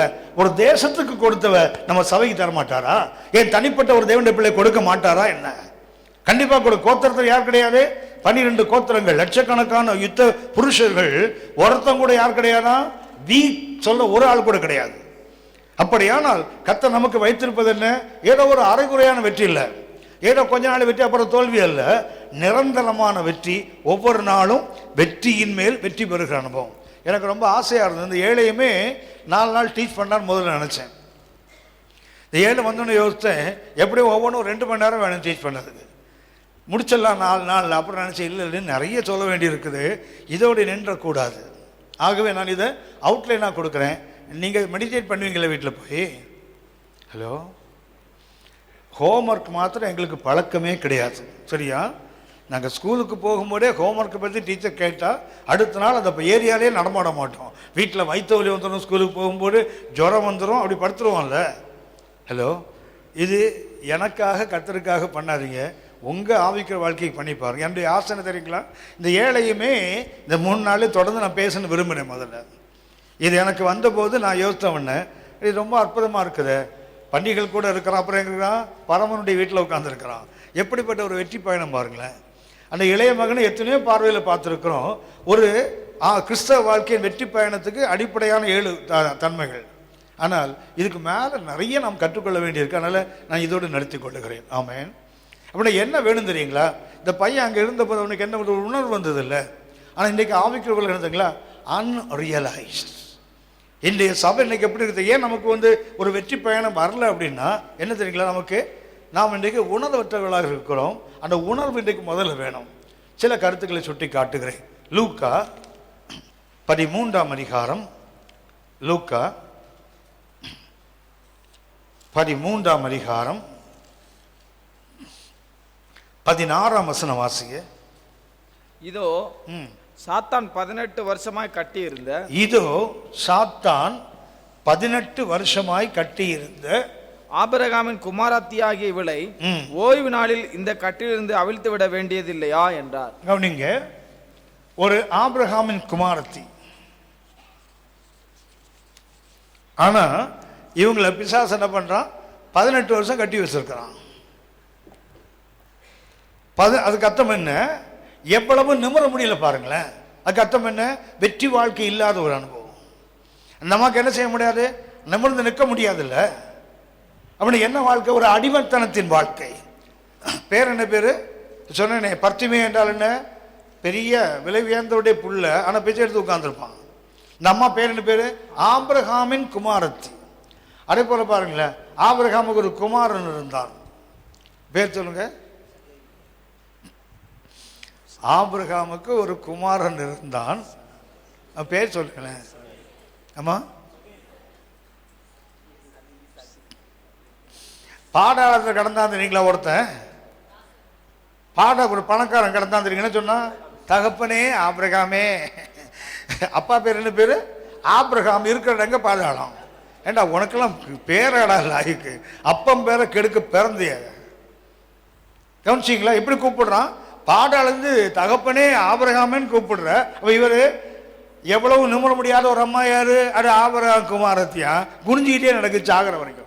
18 வருஷம் நடக்குது. ஆனா ஒரு பாராட்டு அம்மாட்ட நிமிர முடியலன்னு கோயிலுக்கு வந்து போது பாருங்களேன். ஹலோ, நான் உங்களை சொல்லலை, சரியா? பைபிளில் போட்டிருக்குது. 18 வருஷம் ஆலயத்துக்கு வருது, நிமிர்ந்தே பார்த்தது இல்லை. அது என்ன பண்ண இப்படியே நடக்குது. பஸ் ஸ்டாண்டில் எந்த பஸ் வருது அப்படி போகணுன்ற பார்க்க முடியாது, நிமிரவே முடியாது. இல்லை, இது ஒரு ஆவிக்குரிய வாழ்க்கையா? இது பேர் என்ன பேரு? பெத்த பேரு. தாகி நீர், அது குடிக்க தண்ணி கிடையாது. ஆனா பேர் என்ன பேரு? ஆபிரகாமின் குமாரத்தி. பாதாளத்தில் புலம்புறான், ஒரு சொட்டு தண்ணீர் கொடுக்க மாட்டியா? யாருப்பா? ஆபிரகாமின் மகன். ஒரிஜினல் ஆபிரகாமுடைய மகனுக்கு பேர் தெரியுங்களா உங்களுக்கு? ஆபிரகாமுடைய ஒரிஜினல் சன்னோட பேர் ஞாபகம் இருக்கா? ஈசாக்குன்னு சொல்லணும்னு நினைக்கிறேன், திட்டிடுவீங்களோன்னு பயந்து இருக்கு. தெரியுமே, உங்களை பத்தி எனக்கு தெரியாதா? ஆபிரகாமுடைய ஒரிஜினல் சன்னுக்கு பேர் என்ன பேரு? இஸ்மவேலா? ஈசாக்கா? நல்ல ஆளுங்கப்பா. கலாத்தியர் 3 அதிகாரம் 16. இயேசு ஆபிரகாமுடைய ஒரிஜினல் குமார் மகனுக்கு பேரு இயேசு கிறிஸ்து. கலாத்தியர் 3:16 வாசிங்க. கலாத்தியர் 3:16. ஆபிரகாமுக்கும் அவனுடைய சந்ததிக்கும் வாக்குத்தத்தங்கள் பண்ணப்பட்டன. ஆபிரகாமுக்கும் அவன் சந்ததிகளுக்கும் சந்ததிக்கும் வாக்குத்தத்தம் பண்ணப்பட்டது. சந்ததிகளுக்கு என்று அநேகரை குறித்து சொல்லாமல் உன் சந்ததிக்கு என்று ஒருவனை குறித்து சொல்லி இருக்கிறார். அந்த சந்ததி கிறிஸ்துவே. அந்த சந்ததி இஸ்மவேல ஈசாக்கு அல்ல, ஜீசஸ் himself. இயேசுதாயா அவருக்கு மகன். அப்படின்னா ஆபிரகாமுக்கு ஏசாவுக்கு தங்கச்சி. எவ்வளவும் நிமிர முடியல. அவ யாரு? ஆபிரகாமுக்கு தங்கச்சி. பாதாளத்தை கடந்த கண்கள் இருக்காரு. ஆபிரகாமுக்கு தம்பி, இயேசுக்கு தம்பி. கற்பனை பண்ணி பாருங்களேன். இன்றைய சபையின் நிலை அதானே. எவ்வளவு நிமிர முடியல, வெற்றி வாழ்க்கை இல்ல. கூனி குறுகி என்ன பண்றோம்? 18 ஆண்டுகள் ஆலயத்துக்கு வந்து போறா. எவ்வளவு நிமிர முடியலையே. எத்தனை வருஷம் ஆச்சு ரட்சிக்கப்பட்டு, இன்னும் நிமிர்ந்து நிற்க முடியலையே. அப்பப்போ கூனி குறுகி போய் நிற்கிறோமே, ஒரு தோல்வியின் வாழ்க்கையை சந்திக்கிறோமே. கொஞ்சம் நின்று யோசியே. Satan is bound with the unseen chain. காண முடியாத, பார்க்க முடியாத சங்கிலிகளால் கட்டப்பட்டிருக்கிற சபைகள் இன்னைக்கு. ஆவிக்குரிய எப்படி கட்டப்பட்டிருக்கு தெரியுங்களா? She was bound with a chain. கர்த்தர் சொன்னார் பாருங்களேன். சாத்தான் ஆபிரகாமின் குமாரத்தியை 18 வருஷம் சங்கிலிகளால் கட்டி வச்சிருக்காங்கன்னு சொன்னாரு. அப்படி என்றால் ஏன் இன்னைக்கு வெற்றி வாழ்க்கை இல்லை தெரியுங்களா? We are called sons and daughters of Christ. இன்னும் சொல்ல போன இயேசுவோட சகோதர சகோதரி நாம். அவர் நம்முடைய சகோதரன் என்று சொல்ல என்ன செய்யல? வெட்கப்படவில்லை. ஆனா இன்னைக்கு நம்ம சொல்ல முடியுமா பாருங்க? இயேசுவோட தம்பி, இயேசுவோட தங்கச்சின்னு சொல்ல முடியுமா நம்மால? அந்த ஆபிரகாம் குமாரத்தி யாரு? 18 வருஷம் ஆலயத்துக்கு வருகிறாள். அவள் சாத்தான் கட்டி வச்சு உணர்வு இல்லாமலே ஆலயத்துக்கு வந்து போறாங்கல்ல. வெற்றி வாழ்க்கை இல்ல. ஏன் நிமிரவே முடியல பாருங்களேன். யோசித்து பாருங்க. நம்மால ஒரு நாள் இருப்ப போல ஆவிக்கு வாழ்க்கை இன்னொரு நாள் இழுக்க முடியல. ஒரு நாள் ஜெபிக்கின்ற அந்த வைராக்கியம் அடுத்த நாள் காணாம போயிடுது இல்ல. ஒரு நாள் கர்த்தருக்காக எதையாவது ஒன்று செய்தே ஆவேன். அப்பா பாட்டில் எனக்கு ஒரு காலகட்டம் ஒரு ஆசை இருந்தது. எனக்கு அதுக்கு நேரமே இல்லாமல் போச்சு. அப்பா பாட்டை மாத்திரம் படித்து டாக்டரேட் வாங்கணும்னு யோசித்த முதல்ல. பிஹெச்டி வாங்கணும். ஏன்னா அவருடைய பாடல்களில் ஒரு விஷயம், தமிழ்நாட்டு மற்ற பாடல்கள் எழுதுறவங்க நிறைய பேர் இருக்காங்க. பெரிய பெரிய ஆள்லாம் 200-300 வருஷத்துக்கு முன்னாடி இருந்து பாடல்கள் சபையில் எழுதுறாங்க. ஆனால் அப்பாவோட பாட்டில் ஒரு விசேஷங்கள வசனத்துக்கு ராகத்தை கொடுத்துவார், அவ்வளோதான். வசனத்தை அப்படி என்ன பண்ணுவா தெரியுங்களா? ராகமாக போட்டு பாடுவார். மற்றவங்க கருத்துக்களை தான் பாட்டாக எழுதுனாங்க. ஆனால் அப்பா அப்படி இல்லை, வசனத்தையே பாட்டாக எழுதுவார். எனக்கு ரொம்ப அந்த பாடல்கள் பிடிக்கும். ஒரு காலத்தை நான் யோசித்தேன், இந்த பாட்டை ஆராய்ச்சி பண்ணி ஏன் நம்ம பிஹெச்டி வாங்கக்கூடாது அந்த அளவுக்கு. ஆனால் சில பாட்டு எனக்கு கடுப்படிக்கும். அப்பா பாட்டு ஏதாவது ஏதாவது செய்ய வேண்டும் ஒவ்வொரு நாளும், எனக்கு இந்த காதை முறுக்கும் அது பாட்டு கேட்கும்போது. ஏதாவது ஏதாவதும் பாரு, என்னையா அந்த அப்பா அப்படி பாடுறாரு, ஏதாவதுன்றாரு, கடுப்படிச்சு முதல்ல பாடு. ஆனால் ஒரு நாள் யோசித்தேன், எவ்வளவு வாரம் இருந்தா என்னத்தையாவது செய்து தொலைடா, அதான் அதுக்கு அர்த்தம். எதையாவது செய்த அப்பா ஒண்ணுமே முடியலையா, என்னத்தையா ஒரு துன்பத்துக்கு போடியா. அப்பதான் பார்த்தேன், ஆஹா எவ்வளவு பெரிய பாரம் அதுக்குள்ள இருக்குது. ஏதாவது பாரு. கடைசியில் எனக்கு கோபமா என்ன தப்பா இப்படி பாட்டு எழுதுறாரு. நான் அப்படின்னா ஒரு நிரந்தர அடிமை மாதிரி அவர் பாட்டுக்கு. நான் ஆரம்ப நாட்களில் அவர் பாட்டு சென்னை பெரியார் திடலில் அதை டெடிகேட் பண்ணும்போது பார்த்தீங்கன்னா ஒவ்வொரு காசும் அங்கே தான் டெடிகேட் பண்ணுவோம். பண்ணும்போது முதல்ல சீட்டில் அங்கே உட்காந்துருப்பேன். அப்போ நான் ஒர்க் பண்ணிட்டு ஊழியம் பண்ணிட்டு இருந்தேன். நான் 6 மணிக்கு அங்கே மீட்டிங் தொடங்குதுன்னா மத்தியானம் 2 மணிக்கு போய் முதல்ல இடம் பிடிச்சிருவேன். கம்மலில் ஹாஃப் டே லீவ் போட்டு என்ன பண்ணுவோம் தெரியுங்களா, நேரு ட்ரெயினை பிடிச்சி சன்ரைஸ் ஸ்டேஷன் அங்கே எக்மோருக்கு பஸ் ஆட்டோ பிடிச்சி வந்து 2 மணிக்கு போய், ஏன்னா வேற ஒன்றும் சீட்டில் உட்காரக்கூடாது.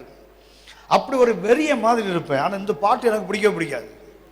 அது பார்த்தீங்களா, மிதித்திடுவாய் தாண்டிடுவாய், அந்த பாட்டை அவர் முதல் டேக் பண்ண மிதித்திடுவாய் தாண்டிடுவாங்கன்னு அவ்வளோ குதிச்சிட்டார். அப்படியே ஸ்டேஜில் குதிச்சாரு. எனக்கு ஒரே சந்தோஷம், ஒரே அழுக. ஏன்னா அப்படி பார்த்துட்டே இருக்கேன், அவர் குதிக்கிறாரு, நான் அழுதுகிட்டே இருக்கேன்.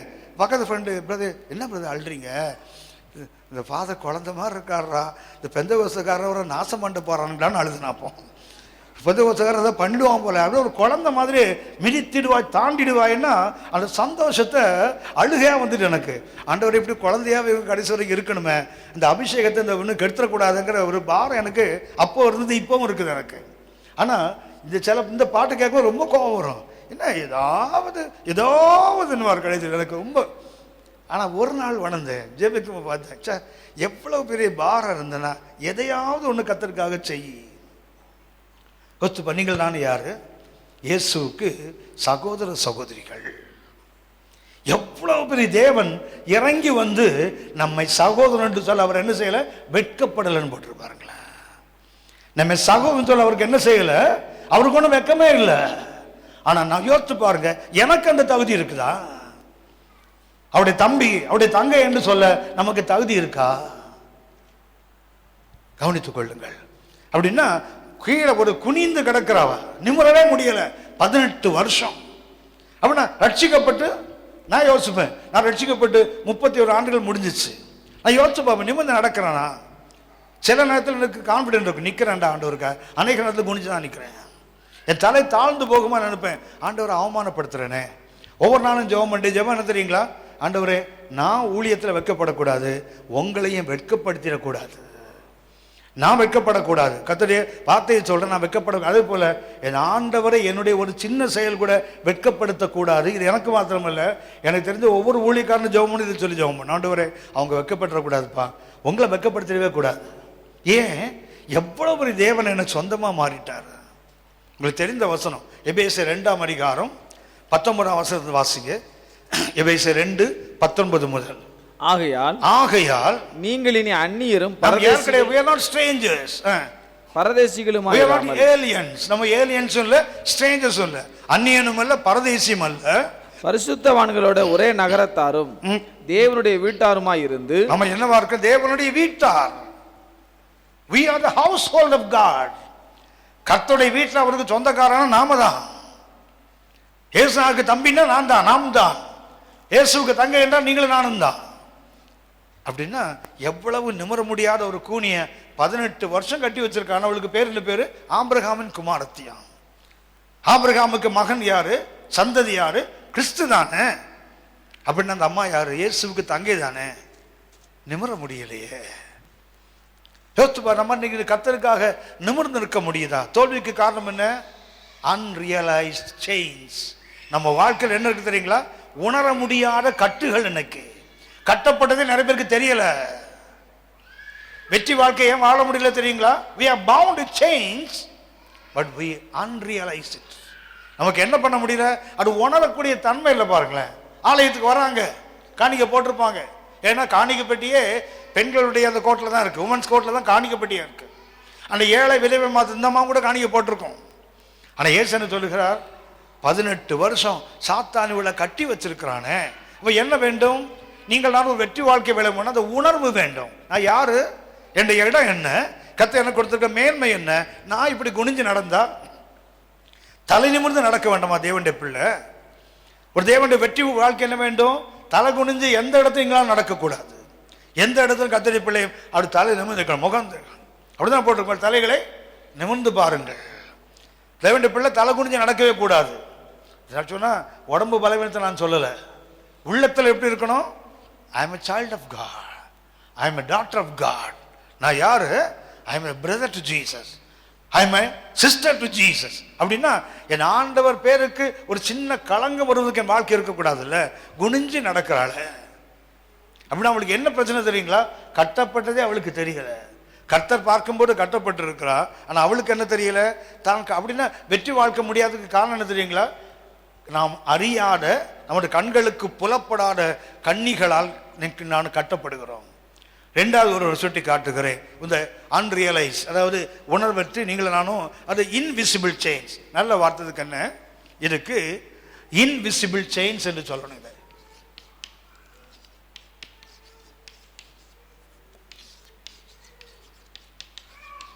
செயின்ஸ்.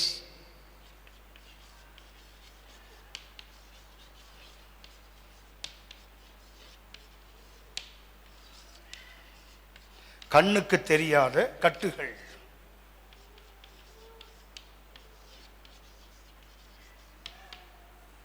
ஆவிக்கிற வாழ்க்கையில் முன்னேறி போக முடியாததுக்கு ஒரு காரியம் இதுதான். எங்க அப்பா வானத்துக்கு போய் சொந்தக்காரர், என் சகோதரன் யாரு? என் ஆண்டவர் இயேசு. எனக்கு உதவி செய்கிறவர் யார்? ஆவியானவர். என்னுடைய துணையாளர் யாரு? என் உதவியாளர் யாரு? ஆவியானவர். இத்தனை பேர் எனக்கு இருந்தோம், நான் இன்னும் ஏன் குனிஞ்சு நடக்கணும்? அந்த அந்த ரியலைசேஷன் வேணும்ல. ஏன் இன்னைக்கு வரல? நமக்கு அறியாத கண்ணிகளால் நாம் கட்டப்பட்டிருக்கிறோம். நிறைய பேர் பார்த்தீங்கன்னா மேலோட்டமாக பார்த்தீங்கன்னா அவங்களுக்கே தெரியாது, அது அடுத்தவங்களுக்கு தெரியாமல் நம்ம வேஷம் போட முடியும். ஆனால் நம்மை நாமே ஏமாத்திட்டு இருக்கிறோம், நமக்கு தெரியல. இந்த அம்மாவுக்கு 11 வருஷம் கட்டுறவங்களுக்கு தெரியலையே. இயேசு வந்து பார்க்க வேண்டிய கட்டப்பட்டிருக்கான்னு சொல்றாரு. அடுத்து ஒருவனை சுட்டி காட்டுகிறேன். லூக்கா 8ஆம் அதிகாரம் 29ஆம் வசனம். லூக்கா 8:29. அந்த அசுத்த ஆவி அவனை விட்டு போகும்படி இயேசு கட்டளையிட்டபடினாலே அப்படி சொன்னான். அதாவி வெகு ஆழமாய் அவன் பிடித்திருந்தது. அவன் சங்கிலிகளினாலும் விலங்குகளினாலும் கட்டுண்டு. லேகியோன். இந்த லேகியோன் என்ன பண்றான்? அவன் யாரும் அவன் என்ன செய்ய முடியல, சங்கிலிகளால கட்ட முடியல. ஏன்? he was already bound by Satan. சாத்தானால ஏற்கனவே அவன் கட்டப்பட்டிருப்பதுனால மனுஷனால என்ன செய்ய முடியல, அவனை கண்ணிகளால கட்ட முடியல. இன்னைக்கு பார்த்தீங்கன்னா அடங்காத ஆவி வீட்டிலையும் இருக்குது, சபையில இருக்குது, நாட்டிலையும் இருக்குது. அது ஏன்னா யாருக்கும் கட்டுப்படாத ஆவிகள் இன்னைக்கு இருக்குது. சொல்லி பாருங்க. தலையாட்டும் தெரியுங்களா? மனசுக்குள்ள தீர்மானம் பண்ண லூஸ் வேற வேலை இல்லைன்னு புலம்பிட்டு போகுது உள்ள சொல்லிட்டு இருப்பான். அட்வைஸ். இந்த உலகத்துல யாரும் விரும்பாத ஒன்னதுங்களா அட்வைஸ் தான். அட்வைஸ் மாத்திரம். இப்போ நான் இங்கேருந்து பேசுறதுனால மரியாதையாக கேட்டு உட்காந்துருக்கீங்க. இதை நான் தனியாக பாயா வர வேலை இல்லை உனக்குன்னு கிளம்பி போயிட்டே இருப்பீங்க.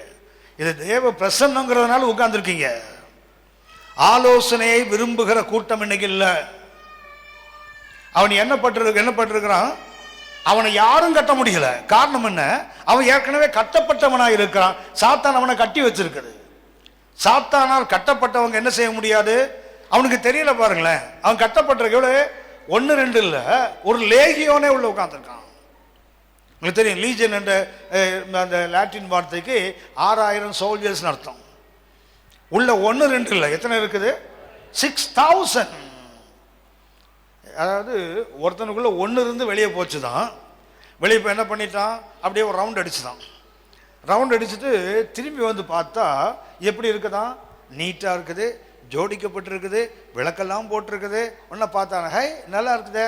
போய் என்ன பண்ணானா, இன்னும் 7 பேர், அது அவனோட பொல்லாத 7 பேர், 8 பேர், 1+7 வந்தோன்னு என்ன போட்டிருக்கு? முன்னிலுமை காட்டிலும் பின்னிலுமை 6000 பேர் இருந்தாலும் அவன் கதை என்ன ஆயிருக்கும் பாருங்க. 8 பேருக்கே முன்னிலைமையோட பின்னிலைமை மோசம்னா ஒரு லீஜனே உள்ள உட்கார்ந்து அவன் எப்படி வாழ்ந்திருப்பான் பாருங்க. அதான் வேதம் சொல்கிறது. கட்ட முடியல மாத்திரம் அவன் எங்க இருந்தானா? கல்லறைகள் இருந்தான். குடும்பத்தில் வாழ முடியல, வீட்டில் வாழ முடியல. யோசித்து பாருங்க, இன்னைக்கு ஆவிக்குரியவர்னு பேசுற நிறைய பேர் குடும்பத்தில் ஒழுங்கா இல்லை, கணவன் மனைவி உறவுல சரியா இல்லை. ஆவிக்குரிய சபைகளுக்கு போகிற அநேக மாமியாரை பத்தி மருமக வீட்டில் என்ன பேசுறன்னு கேட்டீங்கன்னா உங்களுக்கு தெரியும். அநேக மாமியாரை பார்த்தீங்கன்னா வாரத்துக்கு 3 நாள் உபவாசம். ஆனால் பரிசெயனே வாரத்துக்கு 2 நாள் தான். ஆனால் இவங்க பரிசெயனுக்கு அக்கா. இவங்கெல்லாம் வாரத்துக்கு எத்தனை? 3 நாள் உபவாசமா? என்னப்பா 3 நாள் அப்படின்னா, யூதனையா 2 நாள் உபவாசம் பண்ணுவோம் தெரியும் தானே? ஓ, உங்கள்ட்ட கேள்வி கேட்கக்கூடாது இல்லை, மறந்து இவ்வளோ நேரம் உள்ள கேள்வி கேட்கலன்னு நினைக்க, அதான் ஜாலியாக உட்காந்துருக்கீங்க. கேள்வி கேட்டால் அப்போவே ஒரு மாதிரி ஆயிட்டு இருப்போம் நாங்கள். யூதர்கள் ஏன் 2 நாள் உபவாசம் சொன்னால், அவங்க திங்கட்கிழமையும் வியாழக்கிழமையும் அவனுக்கு ஃபாஸ்டிங் டே. யூதர்களுக்கு உபவாசம் என்ன? திங்கள் வியாழன். ஏன் திங்கள் வியாழன் என்றால், வியாழக்கிழமை மோசே கர்த்தரை சந்திப்பதற்கு மலையில் ஏறி போன நாளாம். யூதனுடைய கணக்குப்படி வியாழக்கிழமை என்ன நாள் தெரியுங்களா? மோசே கர்த்தர் சமூகத்தில் கர்த்தர் மலையில் ஏறி ஒன்று போனால் தெரியுங்களா? போய் உட்காந்து 40 நாள் உட்கார்ந்துருந்தார் இல்லையா? அங்கேருந்து திருப்பி இறங்கி வந்தது திங்கக்கிழமையாம். ஏன் வாரத்தை 2 நாள்? அந்த காலையில் 6லேருந்து மாலை 6 வரைக்கும் அவங்களுக்கு வாரத்துக்கு 2 நாள். உங்களை அறிந்திருப்பீங்க, யூதனுக்கு வருஷத்துக்கு 1 நாள் தான் உபவாசம். யூதனுக்கு national fasting day once in a year, வருஷத்துக்கு ஒரு முறை. எப்போ? 7ஆம் மாதம் 10ஆம் நாள், டே ஆஃப் தி அட்டானமெண்ட். அது பிராயச்சித்த நாள் ஒரு நாள் இருக்குது. அன்னைக்கு தான் பிரதான ஆசாரியன் என்ன பண்ணுவான்? 2 ஆட்டை கூட்டிட்டு போய் என்ன பண்ணுவான்? கர்த்தர் சமூகத்தில் 2 பேரை கைகளை வைத்து ஜெபித்து, ஒரு ஆட்டை தேவ சமூகத்தில் கொல்லுவாங்க, ஒரு ஆட்டை என்ன பண்ணுவான்? ஒரு ஆள் வருஷமாக உப்பு கொடுத்து வனாந்தரத்தில் கொண்டு போய் விட சொல்லுவான். ஏன்? அந்த பாளையத்தில் எல்லாருடைய பாவத்தையும் அந்த ஆட்டு மேலே சுமத்தி ஒரு ஆள் கொண்டு போய் என்ன பண்ண வனாந்தரத்தில் விட்டு வந்துடுவான். கொல்லப்பட்ட ஆட்டோட ரத்தத்தை எடுத்துக்கிட்டா ஆசாரியன் எங்கே போவான்? மகா பரிசுத்தத்துக்குள்ளே வருஷத்துக்கு ஒரு நாள் போவான் தெரியுங்களா? அது ஒன்று தான் யூதனுக்கு உபவாச நாள், வருஷத்துக்கு ஒன்று. ஆனால் அவர்கள் பின்னாளில் பாபிலோனுக்கு அடிமையாக போனாங்க தெரியுங்களா? அப்போது அந்த ஒன்று 4 நாளாக மாறிப்போச்சு. 4ஆம் மாதம், 5ஆம் மாதம், 7ஆம் மாதம், 10ஆம் மாதம். முதல்ல வருஷத்துக்கு 7ஆம் மாதம் ஒரு நாள் தான் உபவாசம். அப்புறம் 4, 5, 7, 10. எதுக்குன்னா ஆலயம் உடைக்கப்பட்ட ஒரு நாள், அரசன் கொல்லப்பட்டு அடிமையாக கூட்டு போகிற நாள், அப்புறம் எருசலேம் நகரம் கொளுத்தப்பட்டதுக்கு ஒரு நாள், அடுத்தது மொத்த நாடு அடிமை சிறைப்பட்டு போனாங்க இல்லையா, அதுக்கு ஒரு நாள். 4 நாட்கள், அதாவது ஒரு நாள் இருந்தது, 4 நாள் ஆச்சு. ஆனால் ஆண்டவர் இயேசு வாழ்ந்த காலத்தில் வாரத்துக்கு எத்தனை நாள்? 2 நாள். அப்படின்னா வருஷத்துக்கு எவ்வளவு? ஏறக்குறை 104 நாள். 52 வாரம் எடுத்துக்கிட்டாலும் 104 நாட்கள். ஏன்பா 104 நாளுன்னு கேட்டால், மோசே ஏறி போனார்ல, அது வியாழக்கிழமை, மலையிலிருந்து இறங்கி வந்த நாள் என்ன? வெள்ளிக்கிழமை, சாரி திங்கக்கிழமை. அப்படின்னா யூதனுக்கு எத்தனை நாள்? 2 நாள். ஆனால் நம்ம சபையில் இந்த மோசைக்கு அக்காலாம் இருக்காங்கல்ல, ஹலோ, வாரத்துக்கு எத்தனை நாள்? செவ்வாய்க்கிழமை, வியாழக்கிழமை, சனிக்கிழமை, 3 நாளும். எப்படி தான் உபவாசம் இருப்பாங்க? வீட்டை கழுவி, வீட்டை பெருக்கி, வீட்டை தொடச்சி. ஏன்னா உபவாசம் இருக்காங்கல்ல, முதல்ல உள்ளத்தை கொஞ்சம் தொடங்கம்மா. அம்மா, உள்ளத்தை கொஞ்சம் சுத்தம் பண்ணக்கூடாதா? மருமகளை போட்டு காலு கிளப்பிட்டு முறிச்சு வச்சுட்டு 3 நாள் உபவாசம் பண்ணேன்னு உங்களை யார் அடிச்சது? வெளியே உள்ளவங்க பார்த்தா கேவலமாக சொல்லுவான்ல நம்மளை. யோசிச்சு பாருங்க. நம்ம இன்னைக்கு என்ன பண்ணோம் தெரியுங்களா? வெளித்தோட்டத்தில் ஆவிக்கிற வாழ்க்கையில் வெற்றி பெற்றவர்கள் போல ஒரு தோட்டத்தை உண்டாக்குகிறோம். ஆனால் உள்ள என்ன இருக்கு தெரியுங்களா? லேகியோனோட ஆவி. என்ன செய்ய முடியல? யாராலும் கட்டுக்கு அடக்க முடியல. பாருங்களேன், அவன் குடும்பத்தில் இருக்க மாட்டான். எங்க இருக்க மாட்டான்? அவன் வீதிகள் இருக்க முடியாது, கல்லறைகளில் போய் உட்கார்ந்துருக்கான்ல. ஏன் எங்க உட்கார்ந்து இருக்கிற? நீதிமொழிகள் 21ஆம் அதிகாரம், நீதிமொழிகள் 21ஆம் அதிகாரம் 16ஆம் வசனம் வாசிங்க.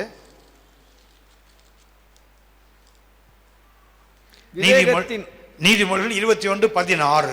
விவேகத்தின் வழியை விட்டு, விவேகத்தின் வழியை விட்டு விட்டு தப்பி நடக்கிற மனுஷன் செத்தவர்களின் கூட்டத்தில் தாபரி. ஏன்பா நீ கல்லல உட்கார்ந்து இருக்க? விவேகத்தின் வழியை விட்டுட்ட. விவேகம் என்றால் என்ன? அண்டர்ஸ்டாண்டிங், புரிந்து கொள்ளுதல். ஆவிக்குரிய வாழ்க்கை வெளித்தோட்ட வெளி வேஷங்களுக்கு இடமே கிடையாது. வெளியே வெள்ளை வெள்ளை போட்டு நடக்கலாம், மீசை எடுத்துடலாம், சதுர விட்டு அடிச்சிடலாம், ஒரு பெரிய தலை ஒரு ஜிப்பாவை மாட்டிக்கலாம், ஒன்றும் தப்பு இல்லை. ஆனால் இதை பார்த்து ஏமாந்து போற தேவன் அல்ல. அப்படின்னா என்ன வேண்டும்? வெளித்தோட்டத்திலையா? விவேகத்தின் வழி இல்லையே. we don't have the knowledge of understanding, புரிந்து கொள்ளுகிற தன்மை இல்லைல்ல. நீதிமொழிகள் 24ஆம் அதிகாரம், நீதிமொழிகள் 24ஆம் அதிகாரம் 3ஆம் வசனம் பார்த்து பார்த்தீங்கன்னா, வீடு ஞானத்தினாலே கட்டப்பட்டு விவேகத்தினாலே நிலைநிறுத்தப்படும். ஒரு குடும்பம் எப்படி நிலைநிறுத்தப்படுதுங்களா? விவேகத்தினால, புரிந்து கொள்ளுதல்னால தான். வீட்டை கட்டுறது பெருசு இல்லை, பையனை கல்யாணம் பண்ணி வைக்க பெருசு இல்லை, மகளுக்கு திருமணம் பண்ணி வைக்க பெருசு இல்லை, பேர பிள்ளைகளுக்கு திருமணம் வைக்க பெருசு இல்லை. அந்த வீடு நிலைச்சு நிற்கணும்ல. 3 மாசத்துல தலையை பிச்சுட்டுலாம் நிற்குது. அது காரணம் என்ன? நீங்களாம் என்ன பண்ண தெரியுங்களா? அந்த விவேகத்தின் வழியை விட்டா செத்தவங்க கூட்டத்தை தான் இருப்போம். அதான் லேகியோனுடைய ஆவி. ஏன் அவனை கட்ட முடியல? ஏன் செத்தவங்க கூட்டத்தை கல்லறையுமே வாழ்றான் தெரியுங்களா? விவேகத்தின் வழியற்றவர்கள். அப்படின்னா அது லூக்கா 8ஆம் அதிகாரத்தில் வாசகம். யாரும் அவனை கட்ட முடியல. காரணம் என்ன? யாருக்கும் அடங்காத ஆவி. யார் பேர் சில வீட்டில் பார்த்தீங்கன்னா, நீங்க சொன்னாதாங்க கேட்பாங்க. அது எது வரைக்கும் தெரியுங்களா? அவர் சொல்லாத வரைக்கும் தான் அது இருக்கும் அந்த மரியாதை. சொல்லுவாங்க தெரியுங்களா? நீங்க சொன்னீங்கன்னா அவங்க கேட்பாங்க. ஆனா இவருக்கு தெரியும், இது வரைக்கும் அவர் அவன்கிட்ட ஒண்ணுமே சொல்லதில்லை, அதனால மரியாதையா இருக்கான். ஒரு தடவை சொன்னார்னு வச்சுங்களேன், யோ போயான்னு போயிடுமா அவன். நிறைய பேர் இன்னைக்கு மரியாதையை காப்பாத்திட்டு என்ன பண்றாங்க தெரியுங்களா? பேசாம வாயை மூட்டு இருக்காங்க. பேசினா யோ வா வேலையை நீ பாரியான்னுவான். அதுக்கப்புறம் இவருக்கு இருக்கிற மரியாதை இருக்காது.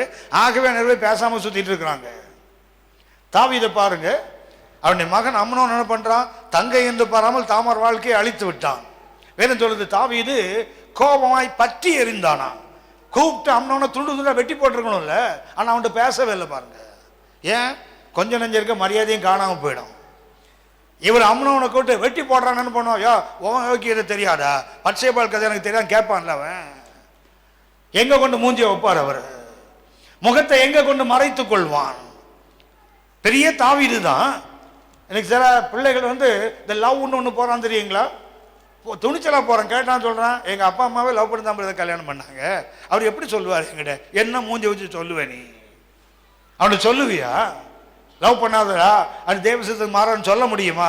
யோ உன் கதை என்னையான்னு கேட்டான் திருப்பி என்ன பண்ணுவாங்க? அநேகரால் கட்டப்பட முடியல தெரியுங்களா? உள்ள லேகியவனோட ஆவி அப்படின்னா என்ன தெரியுங்களா? Invisible chains. இன்னைக்கு ஏன் வாழ்க்கையில் ஆவிக்கு வாழ்க்கை முன்னேறி போக முடியல தெரியுங்களா? வெற்றி வாழ்க்கை ஏன் தெரியுங்களா? கண்ணுக்கு தெரியாத கட்டுகள் இன்னைக்கு வாழ்க்கையில். அவனை காட்டவன் மற்றவங்க ஏன் கட்ட முடியல? Already was bound. ஏற்கனவே அவன் கட்டப்பட்டு இருக்கான் அசுத்த ஆவிகளால. ஆனால் அவன் என்ன செய்ய முடியல? யாரும் கட்ட முடியல பாருங்க. அவன் அந்த கட்டு யாருக்கா தெரியுமா? தெரியாது. எப்படி அந்த கூனியை கட்டப்பட்டது தெரியாதோ அப்படி லேகியம் கட்டப்பட்டது என்ன பண்ணுவான்? அடிக்கிறான், உடைக்கிறான், சட்டையை கிழிக்கிறான், கல்லெடுத்து அடிக்கிறான். இதுதான் தவிர உள்ள என்ன இருக்குது? ஒரு இன்விசிபிள் செயின், கண்களுக்கு புலப்படாத ஒரு கட்டுகளால் இன்னைக்கு அநேகர் வாழ்கிறார்கள். ஆனால் தான் என்ன செய்ய முடியல? வெற்றி வாழ்க்கைக்கு போக முடியல. மூன்றாவது ஒன்றை சுட்டி காட்டுகிறேன். இந்த இன்விசிபிள் செயினுக்கு மூன்றாவது அப்போஸ்தலர் 8ஆம் அதிகாரம், அப்போஸ்தலர் 8ஆம் அதிகாரம் 23ஆம் வசனம்.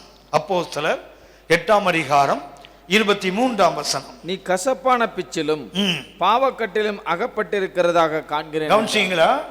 பணத்தை கொடுத்து கர்த்தருடைய கிருபையை விலை வாங்க நினைத்த அந்த மந்திரவாதி சீமோனை பார்த்து பரிசுத்த பேதுரு சொன்ன வார்த்தை.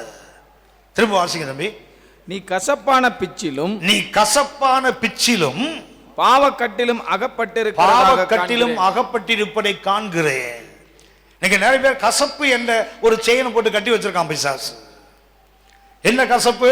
எங்கிட்ட பணம் இருக்குது, எங்கிட்ட பணம் இருக்குது. உன் பணம் ஒரு தலைவலிக்கு போடாது. எத்தனை கோடிகள் வைத்திருந்தாலும் சரிதான், ஒரு வியாதிக்கு அது போதாது.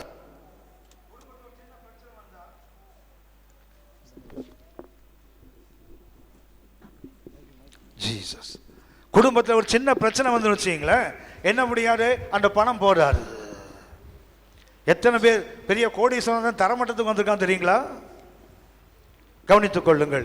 தேவ கிருபை மாத்திரம் உங்களோடு என்னோடு இல்லாமல் போகுமானால்,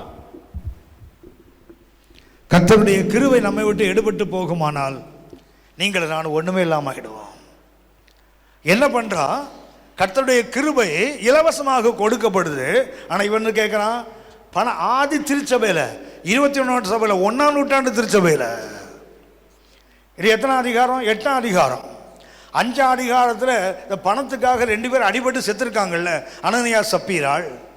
இந்த பண ஆசையினால 2 பேர் அடிபட்டு செத்துருக்கிற என்ன தெரியுங்களா? அந்த 5ஆம் அதிகாரம் வீட்டில் பார்த்து பாருங்க. அவங்க செத்த போது மற்றவங்களும் கூட சேர பயந்தான் போட்டிருக்கும். வெளியே உள்ளவன் என்ன பண்ண சேர பயப்படல. ஆனால் உள்ளவனுக்கு பயம் இல்லை பாருங்க. வெளியே உள்ளவங்க என்ன பண்ணா, ஐயையோ இந்த இடத்துல கூட்டத்துக்கு போனால் நம்ம ஒழுங்காக இருக்கணும், இல்லை உடப்பட்டு செத்துருவோன்னு ஒரு பயம் இருக்குல்ல. ஆனால் உள்ள வந்தவனுக்கு அந்த பயம் இல்லைல்ல. அந்த மந்திரவாதி பற்றி போகலைல்ல. கவனித்துக் கொள்ளுங்கள். இந்த பழைய மந்திரவாதி முன்னாடி ஏவல் விட்டாரு, சேவல் விட்டாரு. இப்போ ஒரு திருந்திட்டாருன்னா கொஞ்சம் கவனமாக இருங்க. நிறைய பேர் திருந்த மாட்டான். வெளித்தோட்டத்தில் இதை வச்சு ஊழியங்களில் ஆவிக்கிற வாழ்க்கையில் ஏதாவது ஆதாயம் கிடைக்குமான்னு தேடி வருவானே தவிர என்ன செய்வான்? முன்னாடி குடுகுடுப்பு படித்து சம்பாதிச்சான், இப்போ என்ன கத்தவங்கிட்ட நிற்கான்னு குடுகுடுப்பு படி. அவ்வளோதான் வித்தியாசம். அடிக்கிற குடுகுடுப்பு ஒன்று தான், பேர் மாதிரி இருக்கும். முன்னாடி காளி முனியாத்தான்றா, இப்போ கத்தர்ன்றான். அவ்வளோதான் வித்தியாசம். வேறு எந்த வித்தியாசமும் இருக்காது. முன்னாடி எலுமிச்சம்பழம் ஊறுகாய் போட்டோன்னா இப்போ ஜூஸ் போட்டு குடிப்போம். அவ்வளோதான், அதே எலுமிச்சம்பழம் தான். அது முன்னாடி கோழியை வாங்கி என்ன பண்ணு, நான் அங்கே சுடுகாட்டில் ஃப்ரை பண்ணேன்னா இப்போ வீட்டில் மைக்ரோ அவனில் வச்சு சாப்பிடுவோம். அவ்வளோதான் வித்தியாசம். மொத்தத்தில் கோழி தான், எலுமிச்சம்பழம் தான். மண்டை ஓடு தான். அன்னைக்கு மண்டை ஓடு, இன்னைக்கு உங்கள் மண்டை ஓட்டை திருடிடுவான் ஆளு. கவனித்துக் கொள்ளுங்கள். ஆள் மாற மாட்டான். இந்த மந்திரவாதி சீமோன் இருக்கிறானே, அவன் என்ன செய்தான்? அற்புதங்களை செய்து தன்னை ஒரு பெரிய மனுஷனாக காட்டி கொண்டிருந்தான் சமாரியால. ஆனால் பிலிப்பு என்ன பண்ணாரு? போய் கர்த்தருடைய நாமத்தினால் அற்புதங்களை செய்த போல பிரமித்தான். அட நம்ம விட வித்து நிறைய இருக்குது. என்ன பண்ணிட்டான்? பின்னாடி கிளம்பி வந்துட்டான். கிளம்பி வந்து என்ன பண்ணான் தெரியுங்களா? ஞானஸ்தானம் எடுத்துட்டான். அடுத்தது என்ன பண்ணான் தெரியுங்களா? பார்க்குறான், இந்த பேதுரு யோவானும் தலையில் கை வச்சா அபிஷேகம் கிடைக்குடா. அப்போ நமக்கு அந்த வேலை இருந்தால் வந்து கவனிச்சிருக்கீங்களா? வெளியே போய் சொல்லுவீங்களா? சொல்ல மாட்டீங்கள. நீங்கள் சொல்லுவீங்கன்னு தெரியும். நீங்கள் நான் சும்மா விட்டுருந்தா கூட சொல்லியிருக்க மாட்டீங்க, மறந்துடுவீங்க. நீங்கள் தான் தங்கம் இல்லை, உடனே மறந்துடுவீங்கள்ல. ஆனால் இப்போ சொல்லிட்டு இருந்தீங்களா? இப்போ மறக்க மாட்டீங்க. சமீபத்தில் ஒரு ரெஜிஸ்டர் ஆஃபீஸுக்கு ஒரு லேண்டு ஒருத்தர் வாங்குறாரு. ரெஜிஸ்டர் அது கூட போன போது அங்கே இருக்கிற அந்த ரெஜிஸ்ட்ரார், அந்த ஆஃபீஸ் இருக்கிற தெரியுங்களா, சப் ரெஜிஸ்ட்ரார், அவருக்கு பேர் பார்த்தீங்கன்னா ஒரு கிறிஸ்தவ பேர், ஒரு கிறிஸ்தவ பேர். இவ்வளோ பெரிய பட்டம் எடுத்துருக்கான் மனுஷன். எங்களுக்கு சொல்லும்போது ஒரு பிலீவர் சொன்னார், அண்ணே அங்கே போங்க, அங்கே சப் ரெஜிஸ்ட்ரார் வந்து யாருன்னு சொன்னால், வெளியே போய் சொல்லுவீங்களா? சொல்ல மாட்டீங்க தானே? சொல்லணும், உங்கள் வயிறு வெடிச்சிரும்னு எனக்கு தெரியும். சரியா கவனிங்க. என்ன பண்ணாதுன்னா போய் பார்த்தா நான் நினச்சவர்கள பிலீவராக இருப்போம், நம்மகிட்ட சொல்கிறாரு பிலீவரான்னு பார்த்தா இவ்வளோ பெரிய பட்டை அடிச்சிருக்காரு. பார்த்துட்டு சொன்னேன், அவர் ஏன்னா இவர் அந்த சீட்டில் உட்காந்துருக்காரு, ஆனால் பட்டை இருக்குது. கேட்டேன், அவர் எங்கன்னு கேட்டேன். நான் தான். என்னடா பேர் கால் என்ன இப்படி பார்க்குறீங்களா சொல்லாரு. எங்கள் அப்பா கிறிஸ்டியன், எங்கள் அம்மா ஹிந்து, அதனால் பேர் எங்கள் அப்பா வச்சாரு, பட்டை எங்கள் அம்மா அடித்தாங்க. ரொம்ப வசதியாக இருக்குது. எதுக்குன்னா என்ன சொல்கிறேன்னா, இந்த இடத்துல இருந்து பட்டை அடித்தா, ஏன்னா ரெஜிஸ்டர் பண்ணுற இடம் இல்லை, மங்களகரமாக இருந்தால் ஜனங்களை மதிப்பாங்களாம். அவர்கிட்ட என்ன சொன்னா தெரியுங்களா, அவர் ஒரு கையெழுத்து போட தெரியுங்களா, அதுக்கு 1000 ரூபா கொடுக்கணுமா அவருக்கு. அண்ட் என்கிட்ட சொன்ன அந்த அட்வொகேட்டும் பிலீவர், அவர் என்ன பைபிள் ஸ்கூலில் படித்து வருவார், அவர் டாக்குமெண்ட் ரைட் பண்ணவர் ஒரு பிலீவர். அவருக்கு 2 ஏஜென்சி பண்ண, அவங்க 2 ஒரு சர்ச்சில் பிலீவர், சபையில் ஊழியம் செய்கிற தம்பிங்க. ஆனால் அவன் சொன்னான், ஐயா அவர் 1000 ரூபா கேட்பார், என்ன தான் தெரிஞ்சவங்களா இருந்தால் 1000 ரூபா கேட்பார். ஏன்னு கேட்டேன். அவர் என்ன சொல்லுவார்னா, டேய் இந்த இடத்துக்கு வர்றதுக்கு நான் எவ்வளவு செலவு பண்ணிருக்கேன்னு தெரியுமாடா? அப்படின்னா எதுக்கு செலவு பண்ணீங்க? பின்னாடி கலெக்ட் பண்ணுறது தானே. ஹலோ ஹலோ எதுக்கு அவர் ஏன் இப்போ 1000 ரூபா கேட்குற கையெழுத்துக்குன்னு கேட்டால், நீ எவ்வளவு செலவு பண்ணி இந்த இடத்துக்கு வந்தேன்னு தெரியுமா? அப்படின்னா முதல்ல விட்டது எதுக்கு பிடிக்கிறது தானே. ஹலோ மந்திரவாதி சீமோன் ஏன் துட்டை கொடுத்து வாங்குறான்னு தெரியுங்களா? பின்னாடி மொத்தத்தையும் பிடுங்கிறதுக்கு தான். என்ன வீட்டில் ஒரு போர்டு போடுவார், ஆடு கோடா காணாமல் கண்டுபிடிக்க 100 ரூபாய், கோழி காணாமல் கண்டுபிடிக்க போனால் 50 ரூபாய்க்கு அன்னைக்கு போர்டு மாற்றுவான்ல. ஹலோ இன்னைக்கு அநேகர் எதில் இருக்க அந்த ஏன் முன்னேற முடியல தெரியுங்களா? கசப்பாகிய பாவத்தினால. அதாவது கசப்பான பிச்சு, அது என்ன தெரியுங்களா? பண ஆசை. கவனித்துக் கொள்ளுங்கள், பணம் பாவம் அல்ல, பண ஆசை. இன்னைக்கு அநேகர் ஆவிக்கிறவர்களை முன்னாடி அந்த வெற்றி வாழ்க்கையே இல்லை தெரியுங்களா?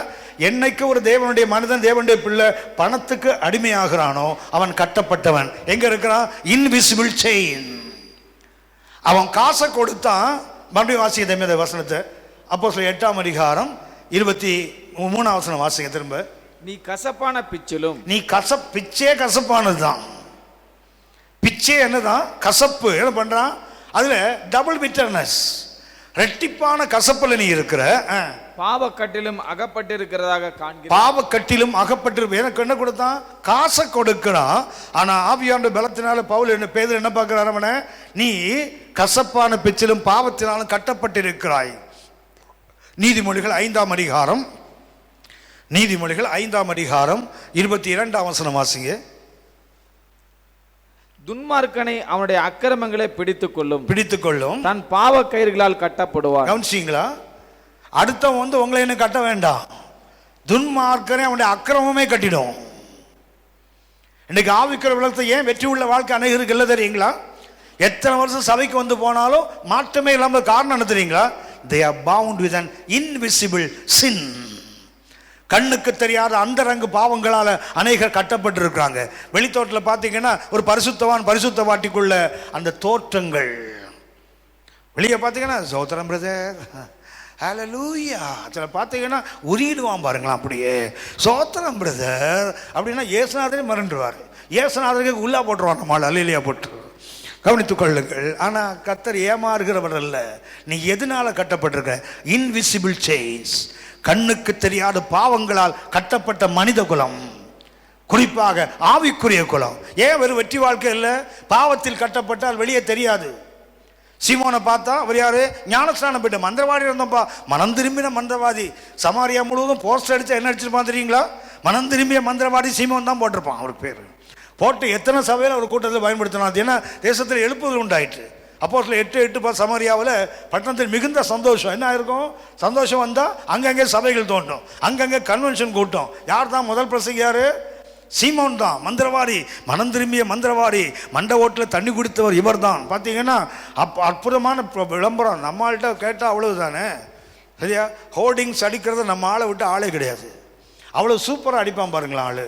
ஆனால் ஒரு பாவத்தின் கட்டிதே பணம் என்ற பாவம் அவனை கட்டி வச்சுப்பாருங்க. கர்த்தருடைய கிருபையை காசு கொடுத்து வாங்க முடியுங்களா? பணத்தை பயன்படுத்தி ஒரு ஆவிக்குரிய பெரியவனாக முடியுமா? அவருடைய பலத்த கரங்களுக்குள் அடங்கி இருங்கள், ஏற்றவேளை அவர் உயர்த்துவார். ஒரு முறை அவர் ஊழியக்காரர் என்னை பற்றி இன்னொரு வகையில் சொன்னாராம், இந்த மனுஷன் இவ்வளோ சரக்கு இருக்கு, ஏன் அட்ரஸ் இல்லாமல் இருக்கிறாரு? அவர் வந்து சொன்னார், உங்களை பற்றி அவர் அப்படி சொல்கிறாருன்னா. நான் சொன்னேன், ஒரு சிலரை கர்த்தர் உயர்த்துவார், எவ்வளோ உயர்த்தினாலும் அவங்களுக்கு நிலையாக நிற்கக்கூடிய தன்மை இருக்கும். ஒரு சிலருக்கு கொஞ்சம் வந்தாலே கை கால் தெரியாமல் தலைகளுக்குள்ள விழுந்துருவான். ஒருவேளை நான் விழுந்துருவோம் போல இருக்குது, அதனால் கர்த்தரை உயர்த்தாமல் மறைவாக வச்சு பயன்படுத்துகிறாரு. எனக்கும் நோக்கம், ஆண்டவருக்கு நோக்கம், நான் பரலோகம் போய் சேரணும். நான் பிரபலம் ஆகிறனோ இல்லையோ அது முக்கியம் இல்லை, நான் மேலே காணப்படணும் அப்பாவோட. அதை விட தான் நம்ம நோக்கம். பிரபலமாகிறது ஒரு சினிமா நடிகர் கூட ஆகிட முடியும். அரசியல்வாதி ஒரே நாளில் பெரியவன் ஆகிடுவான். பார்த்துருக்கீங்களா? அரசியலில் எங்கே இருக்கான்னே தெரியாது. ஆனால் பார்த்தீங்கன்னா ஒரு மந்திரி வராருன்னு வச்சிங்களேன், மந்திரியோட என்ன பண்ண இந்த ஃப்ளெக்ஸ் போர்டு இருக்குது தெரியுங்களா? ஒரு 200 போர்டில் இவன் படத்தையும் சேர்த்து என்ன பண்ணோம், முதல்ல மந்திரி போகிற மாதிரி பின்னாடி இவர் நடக்கிற மாதிரி போடுவான். கொஞ்ச நாள் பார்த்தோன்னா 2 பேரும் ஒன்றா நடக்குவார். அப்புறம் இவரு முன்னாடி நடப்பார், மந்திரி பின்னாடி ஆகிடுவார். பாருங்களேன் என்ன பண்ணுவான், ஃப்ளெக்ஸ்லேயே பெரிய ஆளாக இருக்கிறான். ஆவிக்குரிய உலகம் சளைச்சதே இல்லை. ஆவிக்குரிய ஃப்ளெக்ஸ்லேயே அன்றைக்கி பெரிய ஆள்லாம் இருக்கிறான். கவனித்துக் கொள்ளுங்கள், பாவக்கட்டில் கசப்பான பிச்சில் இருக்கிற ஒரு இன்விசிபிள் செயின் ஆவிக்கிற வாழ்க்கையில் வெற்றி உள்ள வாழ்க்கை வராது. எப்போ தெரியுங்களா? ஒரு கசப்பான பிச்சில் நீங்கள் நானும் கட்டப்பட்டிருந்தால். அது என்ன? இன்விசிபிள் செயின், கண்களுக்கு தெரியாத கட்டுகள்.